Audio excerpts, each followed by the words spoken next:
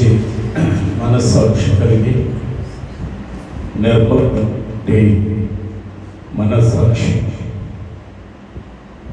మనిషి లోపల ఆత్మ, మనస్సు, బుద్ధి ఇవేవి మనకి కనపడవు, కానీ ఇవన్నీ మనల్ని నడుపుతూ ఉంటాయి.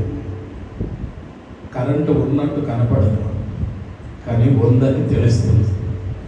అలాగే మనలో పవిత్రమైనది ఏంటంటే మనస్సాక్షి. ఈ ప్రపంచంలో ఎవరు వచ్చి అన్నా బ్రతకొచ్చు అంట, కానీ మన మనస్సాక్షి మనం వచ్చి అంటే మనం పడేపోయినట్టే. అందుకే పౌలు బహుశా అపోస్తలుల కార్యాలు 23లో ఒక మాట అంటారు, నా మనస్సాక్షి నన్ను ఎప్పుడు చేయలేదు, అలా నేను బ్రతికాను అంటాడు.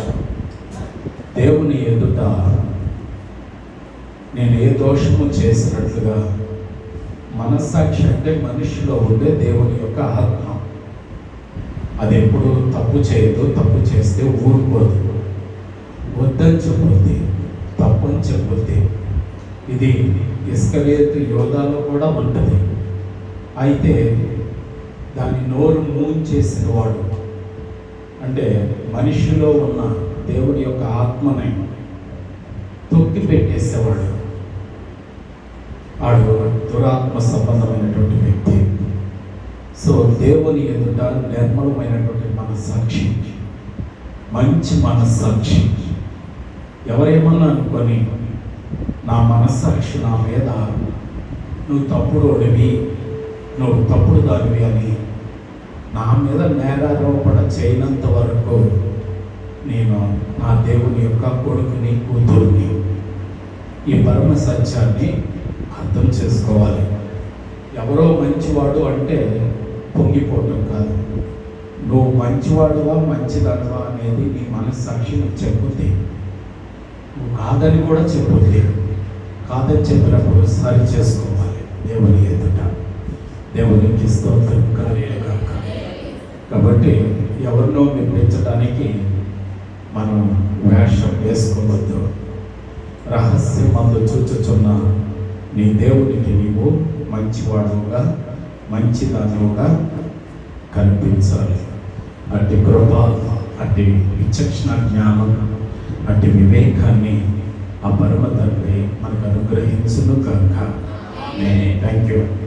అలా మంచి మనస్సాక్షి కలిగి ఈ లోకయాత్రలో బరువు బాధ్యతలతోటి కాడి మోస్తున్న దేవుడు కోరుకున్న ప్రతి తండ్రికి, దేవుడు కోరుకున్న ప్రతి తల్లికి, తమ్ముడికి, చెల్లికి, చిన్నబిడ్డలందరికీ కూడా మా దేవుడు నాకు ఇచ్చిన ఈ మంచి రోజు శుభాశీస్సులు, శుభాకాంక్షలు హృదయపూర్వకంగా తెలియజేస్తూ ఉన్నాం. చక్కటి పాటల ద్వారా దేవుడు పూజించారు, దేవుడికి మహిమ తీసుకొచ్చారు.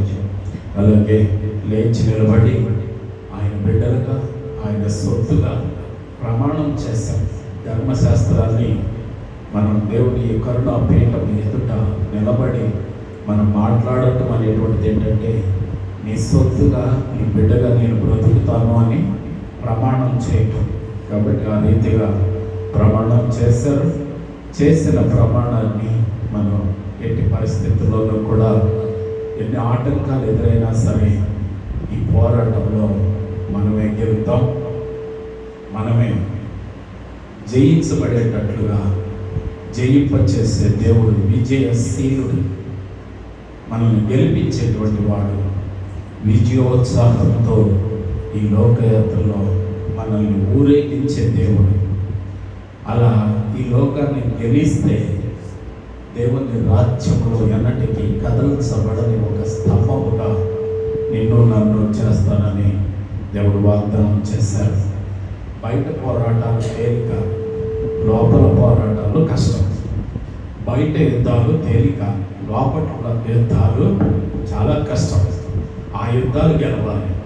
ఆ యుద్ధాలు గెలిచిన వాడు గొప్పవాడు. ఆ యుద్ధాలు గెలిపించే దేవుడు మన దేవుడు. దేవుడికి స్తోత్రం. కాబట్టి మనోధైర్యాన్ని కలిగి ఉండండి. మానసికంగా కృంగిపోవద్దు.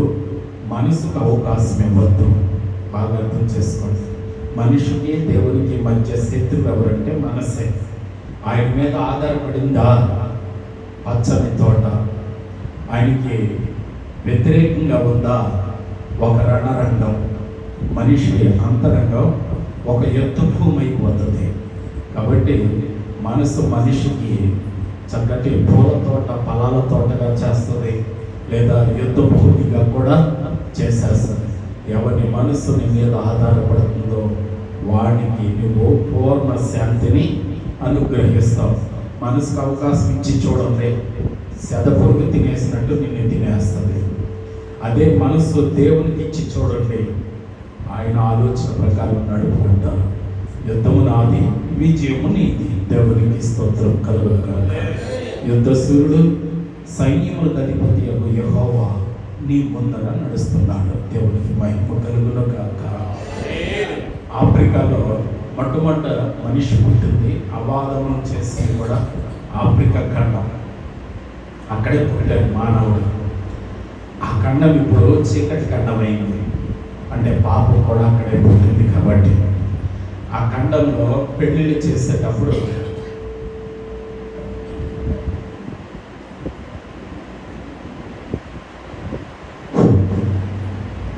వివాహాలు చేసేటప్పుడు నా బిడ్డను సరిగా వీడు ఎలగడిగే సమర్థత కలవాడేనా, రక్షించగలిగేటువంటి సమర్థత కలవాడేనా, కాపాడగలిగే సమర్థత కలవాడేనా అని తెలుసుకోవటానికి కూతుర్నిచ్చే తండ్రి తన కుమారుడి విషయం, అల్లుడుగా కాబోయేటువంటి ఆ వ్యక్తికి పరీక్ష పెడతారు. ఏం పరీక్ష పెడతారంటే, ఆఫ్రికా అడవుల్లో, భయంకరమైనటువంటి అడవుల్లో ఒక రాత్రి ఈ చివరి నుంచి ఆ చివరికి నడిచి వెళ్ళేటట్టుగా ఆ పెళ్లి కొడుకు టెస్ట్ పెడతారు. ఆ రాత్రిపూట అడవి మార్గంలో ఆ జంతువులన్నింటినీ ఎదిరించగలిగి ఆ అడవి తెల్లరేటప్పటికి దాటేయగలిగితేనే ఈ తండ్రి తన కూతురుని ఇస్తాడు, లేకపోతే ఇవ్వడు. ఈ లోపల అట పంపిస్తున్నప్పుడు ఆ కొడుకు తండ్రి చాలా బాధపడతాడు. ఒకవేళ ఏ సింహమో, ఏ తోడేలో, ఏ పూలో తినేది ఏంటి పరిస్థితి. అందుకేనంట ఆ తండ్రి ఆ కొడుకుకి తెలవకుండా పిల్లనిచ్చే మామకు తెలిసేటట్లుగా ఒక ఆయుధం పట్టుకుని ఆ కొడుకు వెనకాల సాకుగా వెళ్తాడంట. ఒకవేళ హఠాత్తుగా వచ్చి కొడుకు మీద సింహం పడిపోతే ఈ తండ్రి వెనకాల ఉండి ఆ కొడుకుని రక్షించుకోవటానికి ఆ తండ్రి ఆ కొడుకు అదో నా ఈ జీవిత ప్రయాణంలో నువ్వే అన్ని యుద్ధాలు చేస్తున్నాను అనుకోమాక, నీ వెనకాల నీ పక్షాన్ని యుద్ధం చేసేవాడు ఒకడు ఉన్నాడు. నీకే కీడు రాకుండా నీ సంసారం పచ్చగా ఫలాలతో, పచ్చగా మాత్రమే ఉంటే సరిపోదు, ఫలాలతో ఉండాలి. ఎందుకంటే ఆయన పచ్చదనాన్ని ఎత్తగడం, పచ్చదనంలో ఫలాలు ఎత్తికే దేవుడు. ఆయన ఫలింపు ఉండాలి, ఆత్మ ఫలింపు ఉండాలి లోపల. కాబట్టి నీకు తెలియకుండా ఒక రహస్య సైన్యంలాగా మనం నమ్ముకున్న మన దేవుడు మన ముందర నడుస్తూ ఉన్నాడు, మన వెనకాల ఉన్నాడు, మన కుడి ప్రక్కన ఉన్నాడు, మన ఎడం ప్రక్కన ఉన్నాడు. ఇదే సరైన త్రవ, దీంట్లో నడువు, ఇదే సరైన మాట, ఇలాగే మాట్లాడు, ఇదే సరైన చూపు, ఇలాగే చూడు, ఇదే సరైన ప్రవర్తన, ఇలాగే ప్రవర్తించు అని నీలో ఉండి నిన్ను నడిపే దేవుడు మన దేవుడు. దేవునికి స్తోత్రం. కాబట్టి మనోనిబ్బరాన్ని కలిగి ఉండండి. నా దోషమే నాకు భయాన్ని కల్పిస్తుంది, నా దోషమే నాకు పిరికి తత్వాన్ని తీసుకొస్తుంది, నా దోషమే నన్ను తలెత్తుకోకుండా చేస్తుంది. కాబట్టి నా దేవుని ఎదుట నేను నిర్మలమైన మనస్సాక్షి కలిగి ఉన్నట్లయితే కనుక ఏ పరిస్థితినైనా నా ద్వారా ఎదిరించే దేవుడు అక్కడ ఉన్నాడు. నా ద్వారా నేనే ఎదిరించినట్టు మీ అందరికి కనపడుతుంది. ఆ పేరు ఆయన తెచ్చుకోడు. ఆ పేరు ఉదాహరణకి చిన్న ఓ సిమెంట్ కట్టతో సహా దావీదు ఇచ్చాడు గుడి కట్టడానికి, సొలొమోను మందిరాన్ని కట్టడానికి దావీదు ఇచ్చాడు. A to Z కట్టించింది మాత్రం ఎవరు? సొలొమోను. అసలు ఏ టు జెడ్ ఇచ్చింది ఎవరు? కానీ మనం ఏమంటాం? సొలొమోను మందిరం అంటాం. కానీ అసలు ఆ మందిరం అంతా కూడా దావీదు కష్టార్జితం అదంతా కూడా. కానీ ఆ పేరు కూడా ఆయన తెచ్చుకోవాలి. నేనే కట్టించాను, ఆ తలుపుల మీద చెక్కల మీద మన ఏదైనా దాన ధర్మాలు చేస్తే రాస్తారు కదా. మన హిందూ సాంప్రదాయంలో ఒక గేట్ ఇచ్చాడనుకో, ఆ దాత గేట్ దాత. ఓ ఫ్యాన్ ఇచ్చారనుకో గుడి దాని మీద.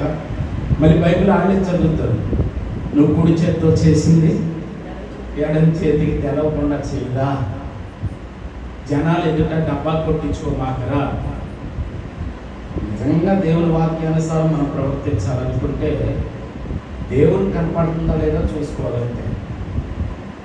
దేవునికి కనపడేది ఏది మనుషులకు కనపడేటట్లు చేస్తే అది దేవునికి చెందదస్తుంది. మత్తయి శుభవార్త 23లో చదివితే పావలాని ఇస్తాడంట, ఏదో డబ్బు కొట్టించుకుంటాడని రాశాడు. ఇచ్చేదేమో పావలా. లేని బరువులన్నీ మనమే, కాటికాయ అంత బరువులేమో మనమే తెత్తి ఆడు జీలకర్ర అంత బరువు ఎత్తుకుంటాడంటాడు. కాబట్టి దేవుడు కోరుకున్న జీవన విధానం, దేవుడు చేయమన్నది మనం చేసినప్పుడు మాత్రమే దేవుని రక్షణలో మనం దాగి ఉంటాం. దేవునికి స్తోత్రం కలుగును. తండ్రి చిత్తము చేయవాడే నిరంతరము నిలుస్తాడు. అంతే. అంటే మా నాన్న నా గురించి ఏమనుకుంటున్నాడో అది నేను చేస్తే మా నాన్న నాలో బతుకున్నట్టే. మా నాన్నకి సావే లేదు. దేవునికి స్తోత్రం. అర్థమైందా మీకు? మా నాన్న నేను ఎలా బ్రతకాలని, ఏ నాన్న తన కొడుకు చండాలక బ్రతకాలని కోరుకోడు. మా నాన్న నేను ఎలా బ్రతకాలని కోరుకుని చచ్చిపోయాడో ఇప్పుడు కూడా నేను అలాగే బతికితే ఇప్పుడు కూడా మా నాన్న నా లోపల ఇంకా బతికే ఉన్నాడు. మనం సృష్టించిన మన దేవుడు మన నిమిత్తం ప్రాణం పెట్టి పరలోకానికి ఎత్తబడ్డాడు. ఏ ఉద్దేశంతో, ఏ ప్రణాళికతో, ఏమి ఆశించి ప్రాణం పెట్టాడో అదే పని మనం భూమి మీద చేస్తే ఆయన వెళ్ళిపోలా. ఇంకా మనలో ఉన్నాడు ఆయన. ఇంకా భూమి మీద మన రూపంలో నడుస్తున్నాడు ఆయన. కాబట్టి యేసు ప్రభు నీ రూపంలో, నా రూపంలో ఇంకా భూమి మీద ఉండగలిగే ప్రవర్తన మనలోనే ఉండి మన ద్వారా పనిచేసేటువంటి ప్రవర్తన, మనస్తత్వం, మనస్సాక్షి మనం కలిగి ఉంటే యేసు ప్రభు ఇంకా శరీరధారిగా నీ రూపంలో, నీ ఇంట్లో, ఈ భూమి మీద ఇంకా నీ రూపంలో సజీవంగా ఉన్నాడు. దేవునికి స్తోత్రం. రైట్. కాబట్టి కడవరి దినాల్లో చక్కగా స్థిరమైనటువంటి మనస్సాక్షి కలిగి ధైర్యాన్ని విడిచిపెట్టుకోకుండా, కాడి ఎంత బరువైనా, బతికి ఎంత బాధగా ఉన్నా సరే అన్నీ సహించిన దేవుడు, అన్నీ ఓర్చుకున్న దేవుడు, అన్నీ భరించిన దేవుడు, అన్ని విషయాలు మనకంటే ఎక్కువగా శోధించబడిన దేవుడు ఆయన మన పక్షాన ఉన్నారు. మొయ్యలేని బరువు ఎత్తనన్నారు, మొయ్యలేని రోగాన్ని మనకి రానివ్వనని కూడా ఆయన చెప్పారు. కాబట్టి ఆ మాటలు అబద్ధం కాదు. దేవునికి స్తోత్రం కలుగుతుంది. ఒకవేళ ఎవరన్నా మొయ్యలేకపోతున్నాం అనుకోమాకండి. నా బరువు, నా కాడి సులువుగా చేస్తానని దేవుడు వాగ్దానం చేశారు. రైట్. దైవ సదస్సులకు వెళదాం. సాక్ష్యాలు ఏమి లేవు కాబట్టి కొద్ది సమయం దేవాది దేవుడు నాకు, మీకు, మనందరికీ కావలసిన ఆత్మ సంబంధమైనటువంటి మాటలు ఏమన్నా దేవుడి నుంచి పొందుకుందాం. అట్టి కృప దేవుడు మనకు ప్రసాదించును గాక. ఆమేన్. అందరూ చెప్పండి ఒకసారి మనస్ఫూర్తిగా. రైట్. దైవ సన్నిధిలో ఉద్యోగంగా, ఉత్సాహంగా, సంతోషంగా ఆమేన్, హల్లెలూయా, స్తోత్రం అనుకుంటూ దేవునితో ఏకీభవిస్తూ, నా మాటలతో ఏకీభవిస్తూ స్పృహ కలిగి దైవ సన్నిధిలో కూర్చోవాలి. ఇది ఎప్పటి నుంచో ఇందులోనే ఉంటుంది, ఏం ఉపయోగం ఉండదు. ఎందుకంటే దీనికి ఆ స్పృహ ఉండదు. అర్థమవుతుందా మీకు? ఇది కూడా ఎప్పటి నుంచి ఇక్కడే ఉంటుంది. మనకంటే ఎక్కువ టైం దైవ సన్నిధిలో ఉంటుంది. ఇది అంత మాత్రాన దీనికి ఏ విధమైన రక్షణ రాదు. అర్థమవుతుందా? కాబట్టి మనం దైవ సన్నిధిలో ఉన్నప్పుడు ఇలా జీవం లేని వాటిలాగా కూర్చోకూడదు. మనం సజీవమైనటువంటి రాళ్ళు దేవుడి మందిరాలుగా కట్టబడటానికి వచ్చాం మనం. దేవునికి స్తోత్రం కలిగి. కాబట్టి ఉద్యమం, ఉత్సాహంతో, మరో ఆలోచన లేకుండా ప్రాణాత్మ దేహంతో దేవుడి మీద ఏకాగ్రత కలిగి దేవుని ఆంతర్యంలో స్తుతించుకుంటూ స్తోత్రం చెప్పుకుంటూ దేవుని మాటలు ఆలకిద్దాం. అటు మనసు, అటు బుద్ధి, అటు ఇంద్రియ నిగ్రహ శక్తి దేవుడు మనకు ప్రసాదించును గాక. ఆమేన్. రైట్. గత కొన్ని వారములుగా మనం ఈ యొక్క ఒక క్రమంలో మనం ప్రయాణం చేస్తూ ఉన్నాం. ఆత్మీయ ప్రయాణం, భక్తి ప్రయాణం. క్రైస్తవ జీవితానికి ఒక క్రమం అంటూ ఉంది. ఆ క్రమం లేకపోతే మత్తయి 7వ అధ్యాయంలో ప్రభు చెప్పినట్టు 22-23 వచనాల్లో చెప్పినట్టు, అక్రమము చేయవారులారా మిమ్మల్ని నేను ఎన్నడూ ఎరుగను నా వద్ద నుంచి. అంటే దానికి ఒక క్రమం అంటూ ఉంది. ఎవరిష్టం వచ్చిన బయట వాడు చేయడానికి, అది నువ్వు అన్యుడిగా ఉన్నప్పుడు, నువ్వు లోకంలో ఉన్నప్పుడు నీకు సాధ్యం అవుతాము. కానీ చూడండి, మామూలుగా మనందరం ఎక్కువ శాతం అందరం హిందువులు కాబట్టి నేను ఆంజనేయుడి గురించి ఆరాధించేటప్పుడు ఆంజనేయుడు సృష్టికర్త అని పాటలు పాడేవాడు. అలాగే కనకదుర్గం గురించి ఆరాధించేటప్పుడు కనకదుర్గం సృష్టికర్త, సృష్టికి మూలం నీవే అని పాడాడు. రాముడి గురించి ఆరాధించేటప్పుడు రాముడు సృష్టికర్త, సృష్టికి మూలం. ఇంతకీ అందరిలో ఎవరు సృష్టికర్త? ఎంతమంది సృష్టికర్తలు ఎక్కడ ఉంటారు? ఎంతమంది సృష్టికి మూలం ఎవరు ఉంటారు? అందుకే చిన్నజీయర్ స్వామి ఒక మాట అన్నాడు, అరే సృష్టికి మూలం ఎవర్రా, మనం ఎవరమని చెప్పుకుందారా? రాముడు అని చెప్పుకుందామా, కృష్ణుడు అని చెప్పుకుందామా, అల్లా అని చెప్పుకుందామా, లేకపోతే ఎవరని చెప్పుకుందాం? మనకి ఇంతమంది ఉన్నారు, మూలం ఎవర్రా? మనకి ప్రమాణం ఎవర్రా అసలు? కానీ క్రైస్తవులు చూడండి, వాళ్ళకి ప్రమాణం ఒక్క దేవుడే అని చెప్పాడు. వాళ్ళకి తెలిసింది మన దేవుని యొక్క గొప్పతనం. మన దేవుని విలుపెట్టే మనలో చాలామందికి ఇంకా సరిగ్గా వంట పట్ల ఊరికే అటెండెన్స్ చేసుకునే వాళ్ళుగా, హాజరించుకునే వాళ్ళుగా ఉంటున్నారు. మనకి దేవుడు ఒక్కడే. దేవునికి స్తోత్రం కలుగును.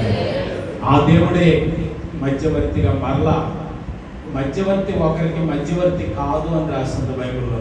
లోతైన కూడా అర్థం చేసుకున్న మాట. మధ్యవర్తి ఒకడికి మధ్యవర్తి కాదంట.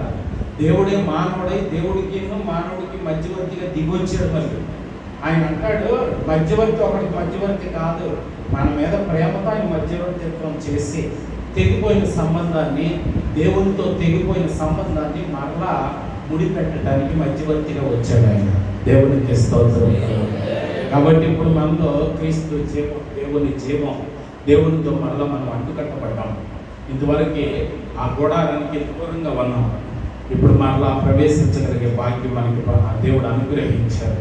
అవాదములతో మనం గుడారంలోంచి బయటికి ఎట్టివేయబడ్డాం. దేవుని యొక్క సహవాసం వచ్చే సన్నిధిలోంచి మనం ఎట్టివేయబడ్డాం. మరలా యేసుప్రభు ఏం చేశారంటే, మరలా రాగలిగే అర్హతను యేసుప్రభు రక్తం మనకి అవకాశాన్ని కల్పించింది. కాబట్టి ఆవరణంలోంచి మన ప్రయాణం అతి పరిశుద్ధ స్థలానికి, ఆవరణంలో ఉన్నటువంటి బలిపీఠం దగ్గర నుంచి మన ప్రయాణం కరుణాపీఠం దగ్గరికి చేరాలి. ఎందుకంటే కరుణాపీఠం అంటే దేవాది దేవుడు కూర్చొని ఇశ్రాయేలులతోటి, మోషేతోటి మాట్లాడటం అనేటువంటిది జరిగింది. అంటే శరీరంతో ప్రారంభమైన మన ప్రయాణం ఎక్కడ ముగిస్తారంటే ఆత్మను ముగించాలి. ఎందుకంటే దేవుడు ఆత్మ కాబట్టి శరీరం దగ్గర ఆగిపోయిన ప్రయాణం విజయవంతం అవ్వదు. మనసు దగ్గర ఆగిపోయిన ప్రయాణం విజయవంతం అవ్వదు. బుద్ధి దగ్గర ఆగిపోయిన ప్రయాణం విజయవంతం అవ్వదు. ఆత్మ దాకా చేరుకున్న ప్రయాణం మాత్రమే ఆత్మను కలుసుకోగలుగుతుంది. యోహాను సువార్త 4:24లో చెప్పబడినట్లు, దేవుడు ఆత్మ కనుక దేవుడిని నువ్వు చూడాలనుకుంటే, దేవుడిని నువ్వు కలుసుకోవాలనుకుంటే నీ ప్రయాణం ఎక్కడి దాకా జరగాలంటే ఆత్మ దాకా జరగాలి. శరీరంతో సరిపోదు, మనసుతో సరిపోదు, బుద్ధితో సరిపోదు. ఎక్కడి దాకా వెళ్ళాలంటే ఆత్మ దాకా చేరాలి. కాబట్టి ఆత్మే ఆత్మను కలుసుకోగలుగుతుంది. నేను ఆత్మనే, నన్ను సృష్టించిన దేవుడు కూడా ఆత్మే. ఆ సత్యాన్ని మనం తెలుసుకోవాలి. దేవుడికి స్తోత్రం కలుగును. కాబట్టి మనం గత కొన్ని వారములుగా కొన్ని విషయాలు మనం నేర్చుకున్నాం. ఒక క్రైస్తవ ఆత్మీయ జీవితంలో కొన్ని పాఠాలు మనం నేర్చుకున్నాం. అంటే ఈ బలిపీఠకు సమర్పణలు, బలిపీఠానికి సంబంధించినటువంటి సమర్పణ జీవితం గురించి నేర్చుకున్నాం. ఆ తర్వాత రెండో స్టెప్ ఏంటంటే శుద్ధీకరణ, గంగాళానికి సంబంధించినటువంటి మనల్ని మనం శుద్ధి చేసుకునేటువంటి శుద్ధీకరణ సంబంధమైనటువంటి జీవితం గురించి నేర్చుకున్నాం. ఆ తర్వాత దీపపు స్తంభం, అంటే ఎప్పుడైతే మనం పాపాలు బలిపీఠం మీద ఒప్పుకున్నామో, బలి పశువుగా మనం బలిపీఠం మీద అర్పించబడ్డామో, ఆ తర్వాత ఆ రక్తం అంతా ఆ గంగాళం దగ్గర కడుక్కున్నామో, లోకపరమైనటువంటి మలినమైన రక్తాన్ని మనం శుద్ధి చేసుకున్నామో, అప్పుడు దేవుడు తన కుమారుడి యొక్క ఆత్మ అభిషేకం మనకు అనుగ్రహించబడుతుంది. అదే దీపపు స్తంభపు అనుభవం అన్నమాట. మూడోది, మొదటిది బలిపీఠపు అనుభవం, రెండోది గంగాళపు శుద్ధీకరణ అనుభవం, మూడో మెట్టు ఏంటి అంటే దీపపు స్తంభపు అనుభవం. అంటే దీపపు స్తంభం అంటే ఇందులో తైలాలు ఉంటాయి, ఇందులో అచ్చము దంచి తూచినటువంటి ఆ ఒలివ నూనె. అంటే ఆ ఒలివ నూనె దేనికి గుర్తుకంటే పరిశుద్ధాత్మ అభిషేకానికి గుర్తు అనమాట. ఆ పరిశుద్ధాత్మ అభిషేకం లేకపోతే, ఆ తైలం లేకపోతే ఈ దీపం, ఆత్మ దీపం ఎలగదనమాట. అలా వెలిగించబడేటట్లుగా, మన దీపం ఆరిపోకుండా వెలిగించబడేటట్లుగా క్రీస్తు యేసు ప్రభు యొక్క ఆత్మ మనలో ఉండి మనల్ని పరిశుద్ధపరిచి మనం వెలిగించేదిగా ఉంటుంది. అదే దీపపు స్తంభపు అనుభవాలని నేర్చుకున్నాం. ఈరోజు 4వ పాఠం నేర్చుకోబోతున్నాం. దీనికి ఎదురుగా, ఇది దక్షిణ దిక్కునుంటే పరిశుద్ధ స్థలంలో, ఆవరణంలోనేమో ఆ బలిపీఠము, ఆ తర్వాత రెండోది ఏంటంటే గంగాళం ఉంటుంది. ఆవరణం, మీరు ఆ ప్రత్యక్ష గుడారం చూస్తే ఆవరణం ఓపెన్గా ఉంటుంది, పైన ఏమీ ఉండదు. అంటే ఎవరైతే ఆ బలిపీఠం ఎదుట తనను తాను బలిపశువుగా అర్పించుకుంటారో, ఆ గంగాళం దగ్గర వాక్యంతో శుద్ధి చేయబడతారో, వాళ్ళు మాత్రమే ఇంకో మెట్టి ఎక్కడానికి, అంటే శరీరం నుంచి మనస్సు అనే మెట్టి ఎక్కడానికి అవకాశం కల్పించబడుతుంది. అంటే ఇది ఎక్కడ ఉంటుందంటే పరిశుద్ధ స్థలంలో ఉంటుంది. దీనికి ఎదురుగానే ఇప్పుడు మనం చెప్పుకోబోయేటువంటి పాఠం సముఖపు సన్నిధి రొట్టెల వల్ల. ఇది చాలా ప్రాముఖ్యమైనటువంటి సబ్జెక్ట్. దీపస్తంభానికి సంబంధించిన పాఠాలు మనం చాలా నేర్చుకున్నాం. దీపస్తంభానికి సంబంధించి 7 అనుభవాల గురించి నేను మీకు చెప్పాను. చాలా 2-3 వారాల దాకా మనం మాట్లాడుకున్నాం. ఇప్పుడు ఈ దీపస్తంభము, దీనికి ఎదురుగా తూర్పు దిక్కున ఏముంటుందంటే ఒక బల్ల ఉంటుంది. ఇలాగే ఆ బల్ల మీద 12 రొట్టెలు, ఆ బల్లకి ఎదురుగా ఇది ఉంటుంది. దీని వెలుగు ఈ రొట్టెల మీద పడేటట్లుగా ఉంటుంది. ఇది ఈరోజు మనం నేర్చుకోబోయేటువంటి ఆత్మ సంబంధమైనటువంటి పాఠం. దానికి బైబిల్ వాక్యం జ్ఞాపకం చేసుకుందాం ఒకసారి. లేవీకాండము 24వ అధ్యాయము, దయచేసి శ్రద్ధతో ఆలోచించండి. లేవీకాండము 24వ అధ్యాయము మొదటి 4 వచనాలేమో ఈ దీపపు స్తంభానికి సంబంధించి ఉంటాయి. మొదటి 4 వచనాలు దీపపు స్తంభానికి సంబంధించి ఉంటాయి. 5వ వచనం నుంచి 9వ వచనం వరకు ఈ దీపపు స్తంభానికి ఎదురుగా ఉన్నటువంటి సన్నిధి రొట్టెల బల్ల. జాగ్రత్తగా వినండి. ఆ వట్టి సన్నిధి అనుకోకుండా దానికి ముందే తగిలించారంటే సముఖపు సన్నిధి రొట్టెల బల్ల. సముఖము అంటే అర్థం ఏంటంటే ఇది నా సముఖంలో ఉన్నది, అంటే నాకు దగ్గరగా ఉన్నది. సముఖపు సన్నిధి రొట్టెల బల్ల ఈరోజు అదే నేర్పుతుంది. ఈ బల్ల అనేటువంటి ఈ సబ్జెక్ట్ ద్వారా దేవుడు మనకి ఏం నేర్పించబోతున్నారు. చాలామంది బల్ల ఆరాధన, దానిని మనం ప్రభురాత్రి భోజన సంస్కారం, పస్కా, ఒకే ఒక చోట బల్ల ఆరాధన అని ఉంటుంది. కొరింథీ పత్రిక, మొదటి కొరింథీ పత్రిక 12వ అధ్యాయంలో 11వ అధ్యాయంలో బల్లలోను, అంటే దేవుని భోజనపు బల్లలోను దెయ్యపు భోజనపు బల్లలోను నువ్వు ఒకేసారి చేతులు పెట్టలేవురా అంటాడు పౌలు. అని దాని అర్థం ఏంటంటే రొట్టె ద్రాక్షరసం తీసుకుంటూనే లోకపరమైన కూడా లోపలికి పప్పుకుంటే దేవుడితోనూ దెయ్యంతోనూ సహవాసం సాధ్యం కాదురా చెప్తాడు. ఎక్కడో ఒక చోట పాలు పంపులు పొందాలి నువ్వు, దేవుడి బల్లలోనా దెయ్యపు బల్లలోనా. దేవుడి భోజనము ఉంది, దెయ్యపు భోజనము ఉంది. లేదా లోకంలో రోడ్డు మీద దొరికే తిని చూడండి. రోడ్డు మీద తెచ్చుకుని పార్సల్ వచ్చేస్తుంది కదా, ఫోన్లో ఆర్డర్ పెట్టి తెచ్చుకోండి. కప్పకాలు వస్తుంది, బొద్దింకలు వస్తున్నాయి, అందులో కాళ్ళజేరులు వస్తున్నాయి, మిడతలు వస్తున్నాయి, ఆఖరికి మనిషి చిటికిన వేలు వచ్చింది. మనకు అయ్యే పట్ల మన పార్సల్ వస్తే చాలు. దయచేసి అర్థం చేసుకోండి. వీలైనంత వరకు కాదు, నేను 100% చెప్పాను. పస్తన్నా ఉండండి, బయట చెత్త తినొద్దు. పస్తన్నా ఉండండి, బయట చెత్త తినొద్దు. చేతులారా బయట చెత్త తినడం అంటే అర్థం ఏంటంటే ఖచ్చితంగా దెయ్యపు బలలో చేయి పెట్టడమే, దెయ్యపు భోజనం తినటమే. ఆ రోడ్డు మీద దొరికేటువంటి ఫాస్ట్ ఫుడ్లు, ఆ రోడ్డు మీద 100 రూపాయలకు వచ్చేటువంటి బిర్యానీలు, మీరు ఎప్పుడైనా చూసారు కదా, దాని మీద ఏ బొమ్మ వేసి ఉంటుంది? ఫాస్ట్ ఫుడ్కి ఆ చివర ఈ చివర ఒక బొమ్మ వేసి ఉంటుంది. ఏంటో తెలుసా? ఏ బొమ్మ వేసి ఉంటుంది అంటే డైనోసార్ బొమ్మ వేసి ఉంటుంది. పెద్ద డైనోసార్ అటుపక్క ఇటుపక్క బొమ్మ వేసి ఉంటుంది. చూడండి, వాళ్ళు హర్యానా వాళ్ళు కొంతమంది పెడతా ఉంటారు ఫాస్ట్ ఫుడ్ సెంటర్స్. ఆ బొమ్మ ఉంటుంది. ఏ బొమ్మ అది? డైనోసార్. భూమి మీద డైనోసార్లు ఉన్నాయా? లేవు. అంటే అంతరించిపోయి ఈ ఫుడ్ తింటే నువ్వు కూడా అంతరించిపోతావు అని గుర్తు అనమాట. చాలా పెద్దగా వెళ్ళిపోతావు అని అర్థం. ఏవో రకరకాల నూనెలు, రకరకాల కొవ్వు పదార్థాలు వాడేసిన నూనె వాడటం వల్ల మా ఇంట్లో అమ్మగారు ఒక్కసారి వాడిన నూనె కూడా మళ్ళీ వాడు. ఎందుకంటే పక్కాగా క్యాన్సర్కి అదే కారణం.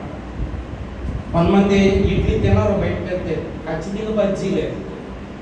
ఒక్కసారి ఇలా పిండి చూడండి, ఆ బజ్జీని ఒక పేపర్లో వేసి.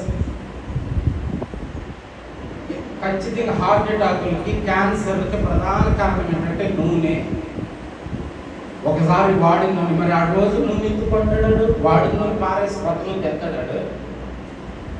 అదే నూనె రిపీట్ అవుతూ ఉంటుంది. మనుషులకు ఆహారం కొరకు నేల నుండి నీవు సకల మొక్కలను సృష్టించి ఉన్నావు అన్నాడు దేవుడు. దేవుడికి స్తోత్రం కలిగి. నిజంగా మీరు నమ్మండి నమ్మకపోండి, మాంసం తినడం దేవుడికి ఇష్టం లేదు. బైబిల్లో సకల జీవరాశులు మానవుడికి ఆహారంగా సృష్టించబడలేదు. బైబిల్లో అవాదములు పాపం చేసిన తర్వాతే మాంసం వచ్చింది. అవాదములు పాపం చేయకముందు అవాదములు కూడా కాయగూరలు తిన్నారు. కాబట్టి బైబిల్ చరిత్ర చూసుకోండి. మాంసం తినడం మొదలెట్టిన తర్వాత మన ఆయుష్ తగ్గింది. కాయగూరలు, ఆకుకూరలు ఇప్పుడు బ్రాహ్మణ్స్ కానివ్వండి, వైశ్యస్ కానివ్వండి, మనకంటే పెద్ద పెద్ద పట్లు ఉంటాయి వాళ్ళకి. మరి 100 సంవత్సరాలు 90 సంవత్సరాలు ఎలా ఉండగలుగుతున్నారు? పెచ్చి పచ్చి ఆనపకాయలు, ఉడికి గుమ్మడికాయలు. ఏ రోజైనా గుమ్మడికాయ కూర వండుతున్నారా? ఏ రోజన్నా ఆనపకాయ వండుతున్నారా? ఆనపకాయ ఒకవేళ ఉండేవనుకో, ఖచ్చితంగా బీరకాయ ఉండేవనుకో, మరి ఖచ్చితంగా పచ్చిది అయిపోయినా కనీసం 2 ముక్కలన్నా వాసన పడాలి. నువ్వు తినే ఆహారం నీకు ఊరవుద్దని దేవుని వాక్యం చదివించండి. నువ్వు తినే ఆహారం నీకు ఉచ్చవుద్ది. కాబట్టి బయట నుంచి లోపలికి వెళ్ళేది బాగా అర్థం చేసుకోండి. బయట నుంచి లోపలికి వెళ్ళే దాన్ని బట్టి నీ ఆరోగ్యం ఆధారపడి ఉంటుంది. లోపల నుంచి బయటకు వచ్చే దాన్ని బట్టి నీ స్థితి ఆధారపడి ఉంటుంది. నువ్వు ఎటువంటి దానం, నువ్వు ఎటువంటి వాడు అనేది నీ లోపల నుంచి బయటకు వచ్చేదాన్ని, అంటే నీ నోటి మాటలు బట్టి నీ పరిస్థితి ఆధారపడి ఉంటుంది. కాబట్టి మేరీది దేవుడికి అనుకూలమైనటువంటి ఆహారమే. నువ్వేమైనా పెట్టు, నాకు ముందు మాంసం వద్దు, కాయగూరలు పెట్టు, ఒక వారం రోజులు టైం ఇవ్వు. వాళ్ళకంటే నేను బాగుంటేనే నన్ను అంగీకరించు. ఎవరన్నారు? ఎవరికి రుజువు అది కాదా? నేను పూర్తిగా మానేయమని చెప్తున్నా. కొన్ని మాటలు అంటించుకున్న తర్వాత కొన్ని మాటలు నాతో సహా చెప్తున్నా. నా పిల్లకి మొన్న తేడా చేసింది. చికెన్ తినడం వల్ల తేడా వచ్చిందన్న అమ్మగారు. అయితే ఏం చేద్దామన్నా, దేవుడికి వ్యతిరేకంగా తప్పు చేశాం కాబట్టి 40 రోజులు చికెన్ తినకూడదు, 40 రోజులు ప్రమాణం చేస్తాం దేవుడి ఎదుట. దేవుడు అనే అర్థంలో, వాక్యం అనే అర్థంలో మనం సెర్చ్ చేసుకుంటూ ఉంటే, నేను చేసిన ప్రమాణం తప్పు రైతు నాకు అనవసరం, కానీ దేవుడి మీద ఆధారపడ్డ. దేవానికి వ్యతిరేకంగా తప్పు చేశాను కాబట్టి మళ్ళీ నీ ద్వారానే నాకు మళ్ళీ రక్షణ రావాలి, ఆరోగ్యం రావాలి. ఒప్పుకున్నాం అంతే. ఈ కుటుంబం మొత్తం, నా చిన్న కూతురు అసలు ముక్క లేకుండా రోజు తిడుతుంది. గబుక్కి నన్ను వేసుకున్నావు అంతే. అది బిడ్డ మీద ప్రేమ ఎంత దూరమైనా తీసుకెళ్తుంది. వచ్చుకోలేమా? చెప్పకూడదు. మా ఆవిడంతా పూర్తిగా అన్నం మానేసింది 40 రోజులు. అమ్మగారు పూర్తిగా 40 రోజులు అన్నం మానేస్తారు నా బిడ్డ కోసం. మా ముగ్గురులో ఎవరి కొంట్లో బాగోపోయినా 40 రోజులు అన్నం మానేరు. ఎవరికి తెలవదు. మరి ఏం తినిపోతున్నావు? ఏదో ఒక కాయ కొనుక్కుంటుంది, తింటుంది. మళ్ళీ రోజు జాబ్కి వెళ్ళిపోవాలి. నేను నా బిడ్డలో, నా ఇల్లు క్షేమంగా ఉండాలంటే నా భార్య దేవునితో ఉండాలంటే ఒక్కటే మూలసూత్రం. మీరు ఏమైనా అనుకోండి, మీరు దేవునితో ఉండి చూడండి, ఎన్ని లైఫ్ సరిగ్గానే ఉంటాయి. భార్యలు దేవునితో ఉండి చూడండి, భర్తలందరూ దేవునితోనే ఉంటారు ఆటోమేటిక్గా. ఆనబెట్టి కాదు, నువ్వున్న దాన్ని బట్టి. నువ్వు ఆయన పాద దగ్గర కూర్చుంటే బయటకు నీ భర్త క్షేమంగా అవుతారు, నీ బిడ్డలు క్షేమంగా అవుతారు. సియోను కుమారి, సియోను ప్రాకారమా, నదీ ప్రవాహంలాగా ఎప్పుడైతే యేసయ్య పాద దగ్గర కూర్చొని కన్నీరు కారుస్తూ ఉంటావో, నీ పసిబిడ్డలు, నీ భర్త, నీ రక్త సంబంధులు, నీ తల్లిదండ్రులు నిన్ను బట్టి క్షేమంగా ఉంటారని ఇలా వాక్యాలు 2:18-19 క్లియర్గా రాశారు దేవుడు. అంటే ఆయన చెప్పారు ఇంటికి దీపం ఎన్నాలని మాట్లాడారు. ఆ సామెతల గ్రంథం 31 జ్ఞానవంతురాలు ఇల్లు కడితే అజ్ఞానురాలు పడకూడదని సామెతల గ్రంథం 14 మొదటి వచనంలో. మరి మా గురించి అక్కడ మీరు నమ్మినా నమ్మకపోయినా మీరు ఉండాల్సిన తీరుగా ఉండి చూడండి, రావాల్సినవి మీ ఇంట్లోకి వచ్చారు. దేవుని ఆశీర్వాదాలు దేవునికి స్తోత్రం. కాబట్టి ఈ సత్యాన్ని గుర్తుపెట్టుకోండి. కొన్ని చెప్పకూడదు. నేను ఎందుకు చెప్తానంటే మీరు కూడా దేవుడు మెచ్చుకునే ఉన్న గుణాలు నేను ఎలా చేస్తున్నాను కాబట్టి మీరు కూడా ఎలా చేయడం అంటామో తప్పేం లేదు. నేను క్రీస్తుని పోలి నడుచుకుంటున్నాను కాబట్టి నన్ను పోలి మీరు నడుచుకున్నాను అన్నాడు పౌలు. ఆ మాట అనుకోకుండా ఉంటే పౌలు పోలి మనం నడుచుకోం. నేను క్రీస్తుని పోలి నడుచుకుంటున్నాను, నన్ను పోలి మీరు నడుచుకున్నాను అంటే ఎవరిని పోలి నడుచుకున్నట్టు క్రీస్తుని పోలే నడుచుకున్నట్టు. అదవుతుంది మెయిన్లో కరెంట్ బోర్డులోకి వస్తుంది, బోర్డులోంచి ఫ్యాన్లోకి వస్తుంది. ఏసులో కరెంట్ పౌల్లోకి వస్తుంది, పౌల్లోంచి మనలోకి వస్తున్నాం. కాబట్టి కరెంట్ ఎక్కడంటే అసలైంది ఏసులోదే, మెయిన్లోదే. కాబట్టి సత్యాన్ని గుర్తుపెట్టుకుని చక్కగా దేవునితో ముడిపెట్టుకోండి. అంతే. దేవుని దగ్గర పరీక్షించుకోవడం, దేవుని దగ్గర మిమ్మల్ని మీరు విమర్శించుకోండి, దేవుని దగ్గర విజ్ఞాపన చేయండి. ఏదైనా చిన్న శోధన వచ్చినప్పుడు తప్పకుండా నీ మనవి ఆలకిస్తాడు ఆయన. దేవునికి స్తోత్రం.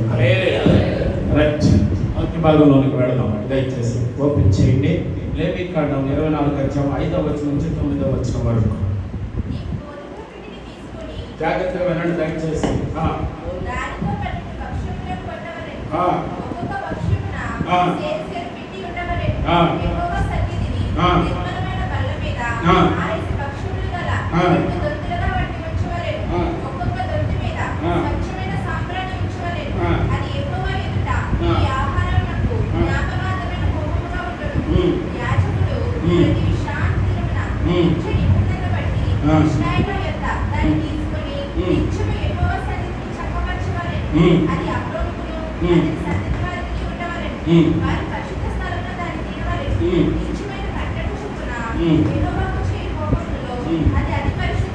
దేవునికి మహిమ కలుగును గాక. చాలా లోతైనటువంటి సబ్జెక్టు, చాలా పెద్ద సబ్జెక్టు కూడా. సాధ్యమైతే క్లుప్తంగా చెప్పడానికి ప్రయత్నం చేస్తాం. మనం ఇంతవరకు దీపస్తంభం గురించి మాట్లాడుకునేటప్పుడు ఒత్తుకు సవరిస్తూ దీపం వెలిగేటట్లుగా ఈడు చేస్తాడు.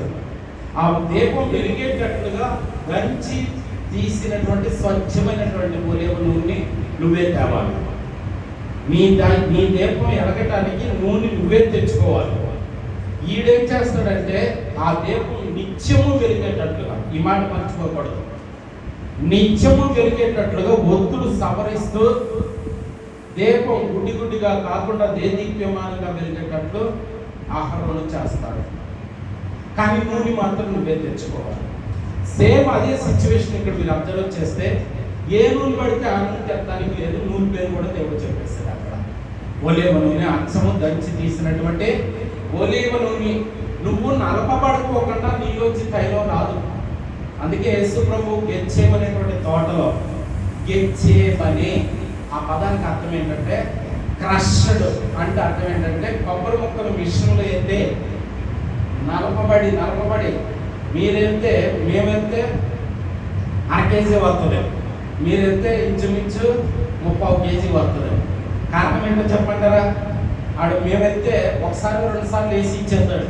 మీరైతే మళ్ళీ ఏమడుగుతారంటే మళ్ళీ ఏమంటారు మొక్కలు ఇంకేమైనా కొద్దిగా ఉండిపోయిందేమో మొక్కల్లో నూనె అని ఇంకో 2-3 సార్లు ఏమంటారు. మనమైతే ఏం చేస్తామంటే ఇస్తాం, ఆడిచ్చేసి ఇచ్చేస్తాడు, అంతే అక్కడితో అయిపోతుంది. ఇంకోసారి ఏమంటే అర్థమైంది, ఇంకోసారి నలపకొడితే ఇంకేమన్నా నూనె వస్తుందేమని. ఆఖరి పొట్టు వరకు కూడా నలపబడ్డాడు ఆయన. ఆ గెచ్చేమనేటువంటి తోటలో ప్రార్థన చేసినప్పుడు శ్వేత రంధ్రాల ద్వారా చెమట బయటకు వచ్చేటువంటి రంధ్రాల ద్వారా రక్తం కూడా బయటకు వచ్చేటట్టు నలపబడ్డాడు ఆయన. సో నిజముగా నువ్వు దేవుని అడుగుజాడలో నడిచేటువంటి బిడ్డవు, నీతి నియమాలతో నడిచేటువంటి బిడ్డవైతే నీవు నలపబడకుండా, నువ్వు దంచబడకుండా, నువ్వు కూర్చబడకుండా, నువ్వు కోయబడుకోకుండా నీలోంచి తైలం రాకోకుండా నువ్వు దేవుని బిడ్డగా ఉండలేవు. ఖచ్చితంగా నువ్వు నడపబడాలి. ఇబ్బందుల కొలిమిలో నువ్వు కుటుంబం వేయబడాలి. ఇబ్బందుల కొలిమి నిజంగా అగ్ని కాదు, అగ్నికి మించిన ఇబ్బందులు. అందులో నువ్వేం చేయబడాలంటే కొలిమిలో. అందులో కొలిమి అంటే ఏం చేస్తారు మీకు తెలుసు. రోడ్డు మీద 10 నిమిషాలు తయారు చేసి ఇచ్చేస్తున్నాడు, ఇనప పట్టుకెళ్తాడు.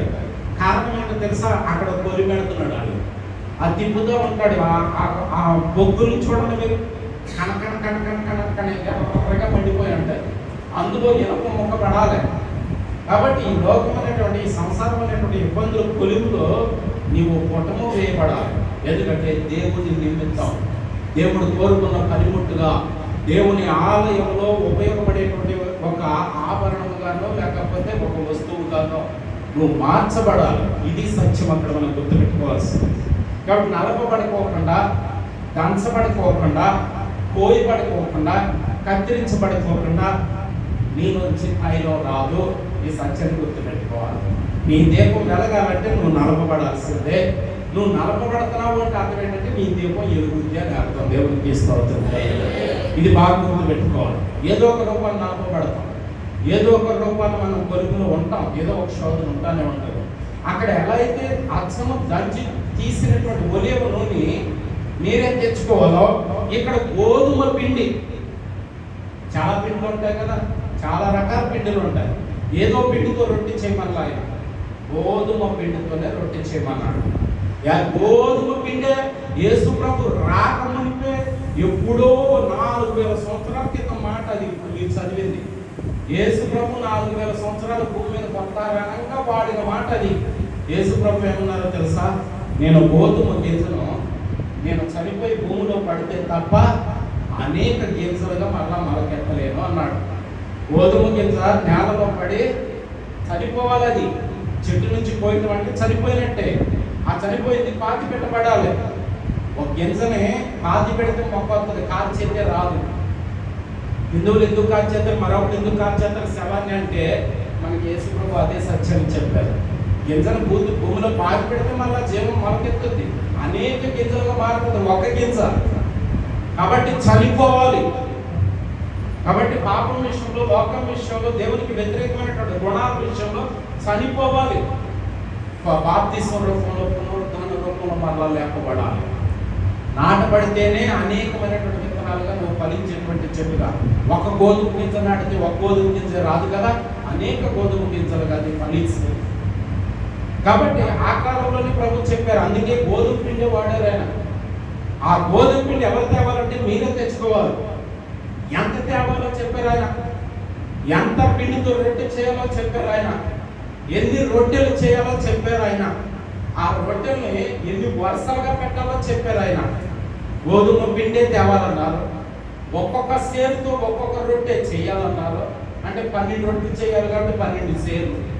తర్వాత వాటిని తెచ్చి ఆ బల కూడా ఎట్లా ఉండాలో చెప్పారు. అక్కడ నిర్మలమైనటువంటి బల గురించి కూడా రాశారు మీరు ఇప్పుడు చదివినటువంటి భాగంలో. ఆ బల మీద ఎన్ని వరుసలుగా పెట్టాలో చెప్పారు ఆయన. 2 వరుసలుగా పెట్టమన్నారు ఆయన. 2 వరుసలో ఒక్కొక్క వరుసలో ఎన్ని ఉండాలో చెప్పారు ఆయన. 6 వేసి అన్నారు. 6 వేసి ఎందుకు కట్టకూడదు, 8 వేసి ఎందుకు కట్టకూడదు, 4 వేసి ఎందుకు కట్టకూడదు, 3 4 12 4 వేసి పెట్టవచ్చుకోకపోతే. ఎందుకంటే 2 వరుసలుగా పెట్టడంలో దేవుని ఆంతర్యం. 12 రొట్టెలే ఎందుకు చేయాలి, కేజీ సేరు పిండి ఎందుకు వాడాలి, గోధుమ పిండి ఎందుకు వాడాలి, మైదా వాడకూడదా, శనగపిండి వాడకూడదా, వాటితో రొట్టెలు చేయరా? ఇలాగ ప్రశ్నించే వాళ్ళకి ప్రమాదం. దేవుడు నోవాహుకు ఏమి చెప్పానో అతడు యావత్తు అట్లు చేశాను. వాడ విషయంలో ఏం ప్రశ్నించలా. దేవుడు అబ్రహాం విషయంలో ఏమి చెప్పానో అట్లు యావత్తు చేశాడు. మోషే అబ్రహాం దేవుని విషయంలో దేవుడు ఏం చెప్పారో అట్లు యావత్తు మోషే చేశారు. ఇది ఐగుప్తు నుంచి బయటికి తెచ్చేటప్పుడు. యోసేపు ఐగుప్తులో ఉన్నప్పుడు, ఫరో దగ్గర ఉన్నప్పుడు ఏం చెప్తారో అదే చేశారు. యెహోషాపాతు బైబిల్లో ఏదన్నా యెహోషాపాతు రాజుగా ఉన్నప్పుడు, అయ్యా ఈ పశ్చాత్తాపం వద్దని ఎవరైనా వచ్చి అడిగితే ఆ రాజు దేవుడి దగ్గరికి వెళ్ళి, ముందు ఒక నిమిషం యెహోవా వద్ద విచారణ చేసి వస్తాను, ఆయన ఏం చెప్తే అది చేద్దాం అన్నాడు. బాగా అర్థం చేసుకోండి, నేను ఈ మాటలు ఎందుకు చెప్తున్నానంటే, ఇంకో పిండి ఆడకూడదా, ఇంకోటి ఎక్స్ట్రా చేయకూడదా, మీ పెద్దరికం మీ దగ్గరే పెట్టుకోండి, మీ పాస్టర్తనం మీ దగ్గరే పెట్టుకోండి, మీ ఎల్లరితనం మీ దగ్గరే పెట్టుకోండి. ఇవన్నీ దేవుని దగ్గర పిలిగంతులు, కుప్పిగంతులు, సింహం ముందు చిట్టెలకి యాశాలు అంటే దేవుడు ఏం చెప్పాడు అదే చేయాలి. ఎవరైనా మీరైనా నేనైనా అంతే. ఆయన ఏం చేయాలి? గోధుమ పిండి అంటే గోధుమ పిండే, సేరు అంటే సేరే, 2 వరుసలు అంటే 2 వరుసలే, 12 రొట్టెలు అంటే 12 రొట్టెలే అంతే.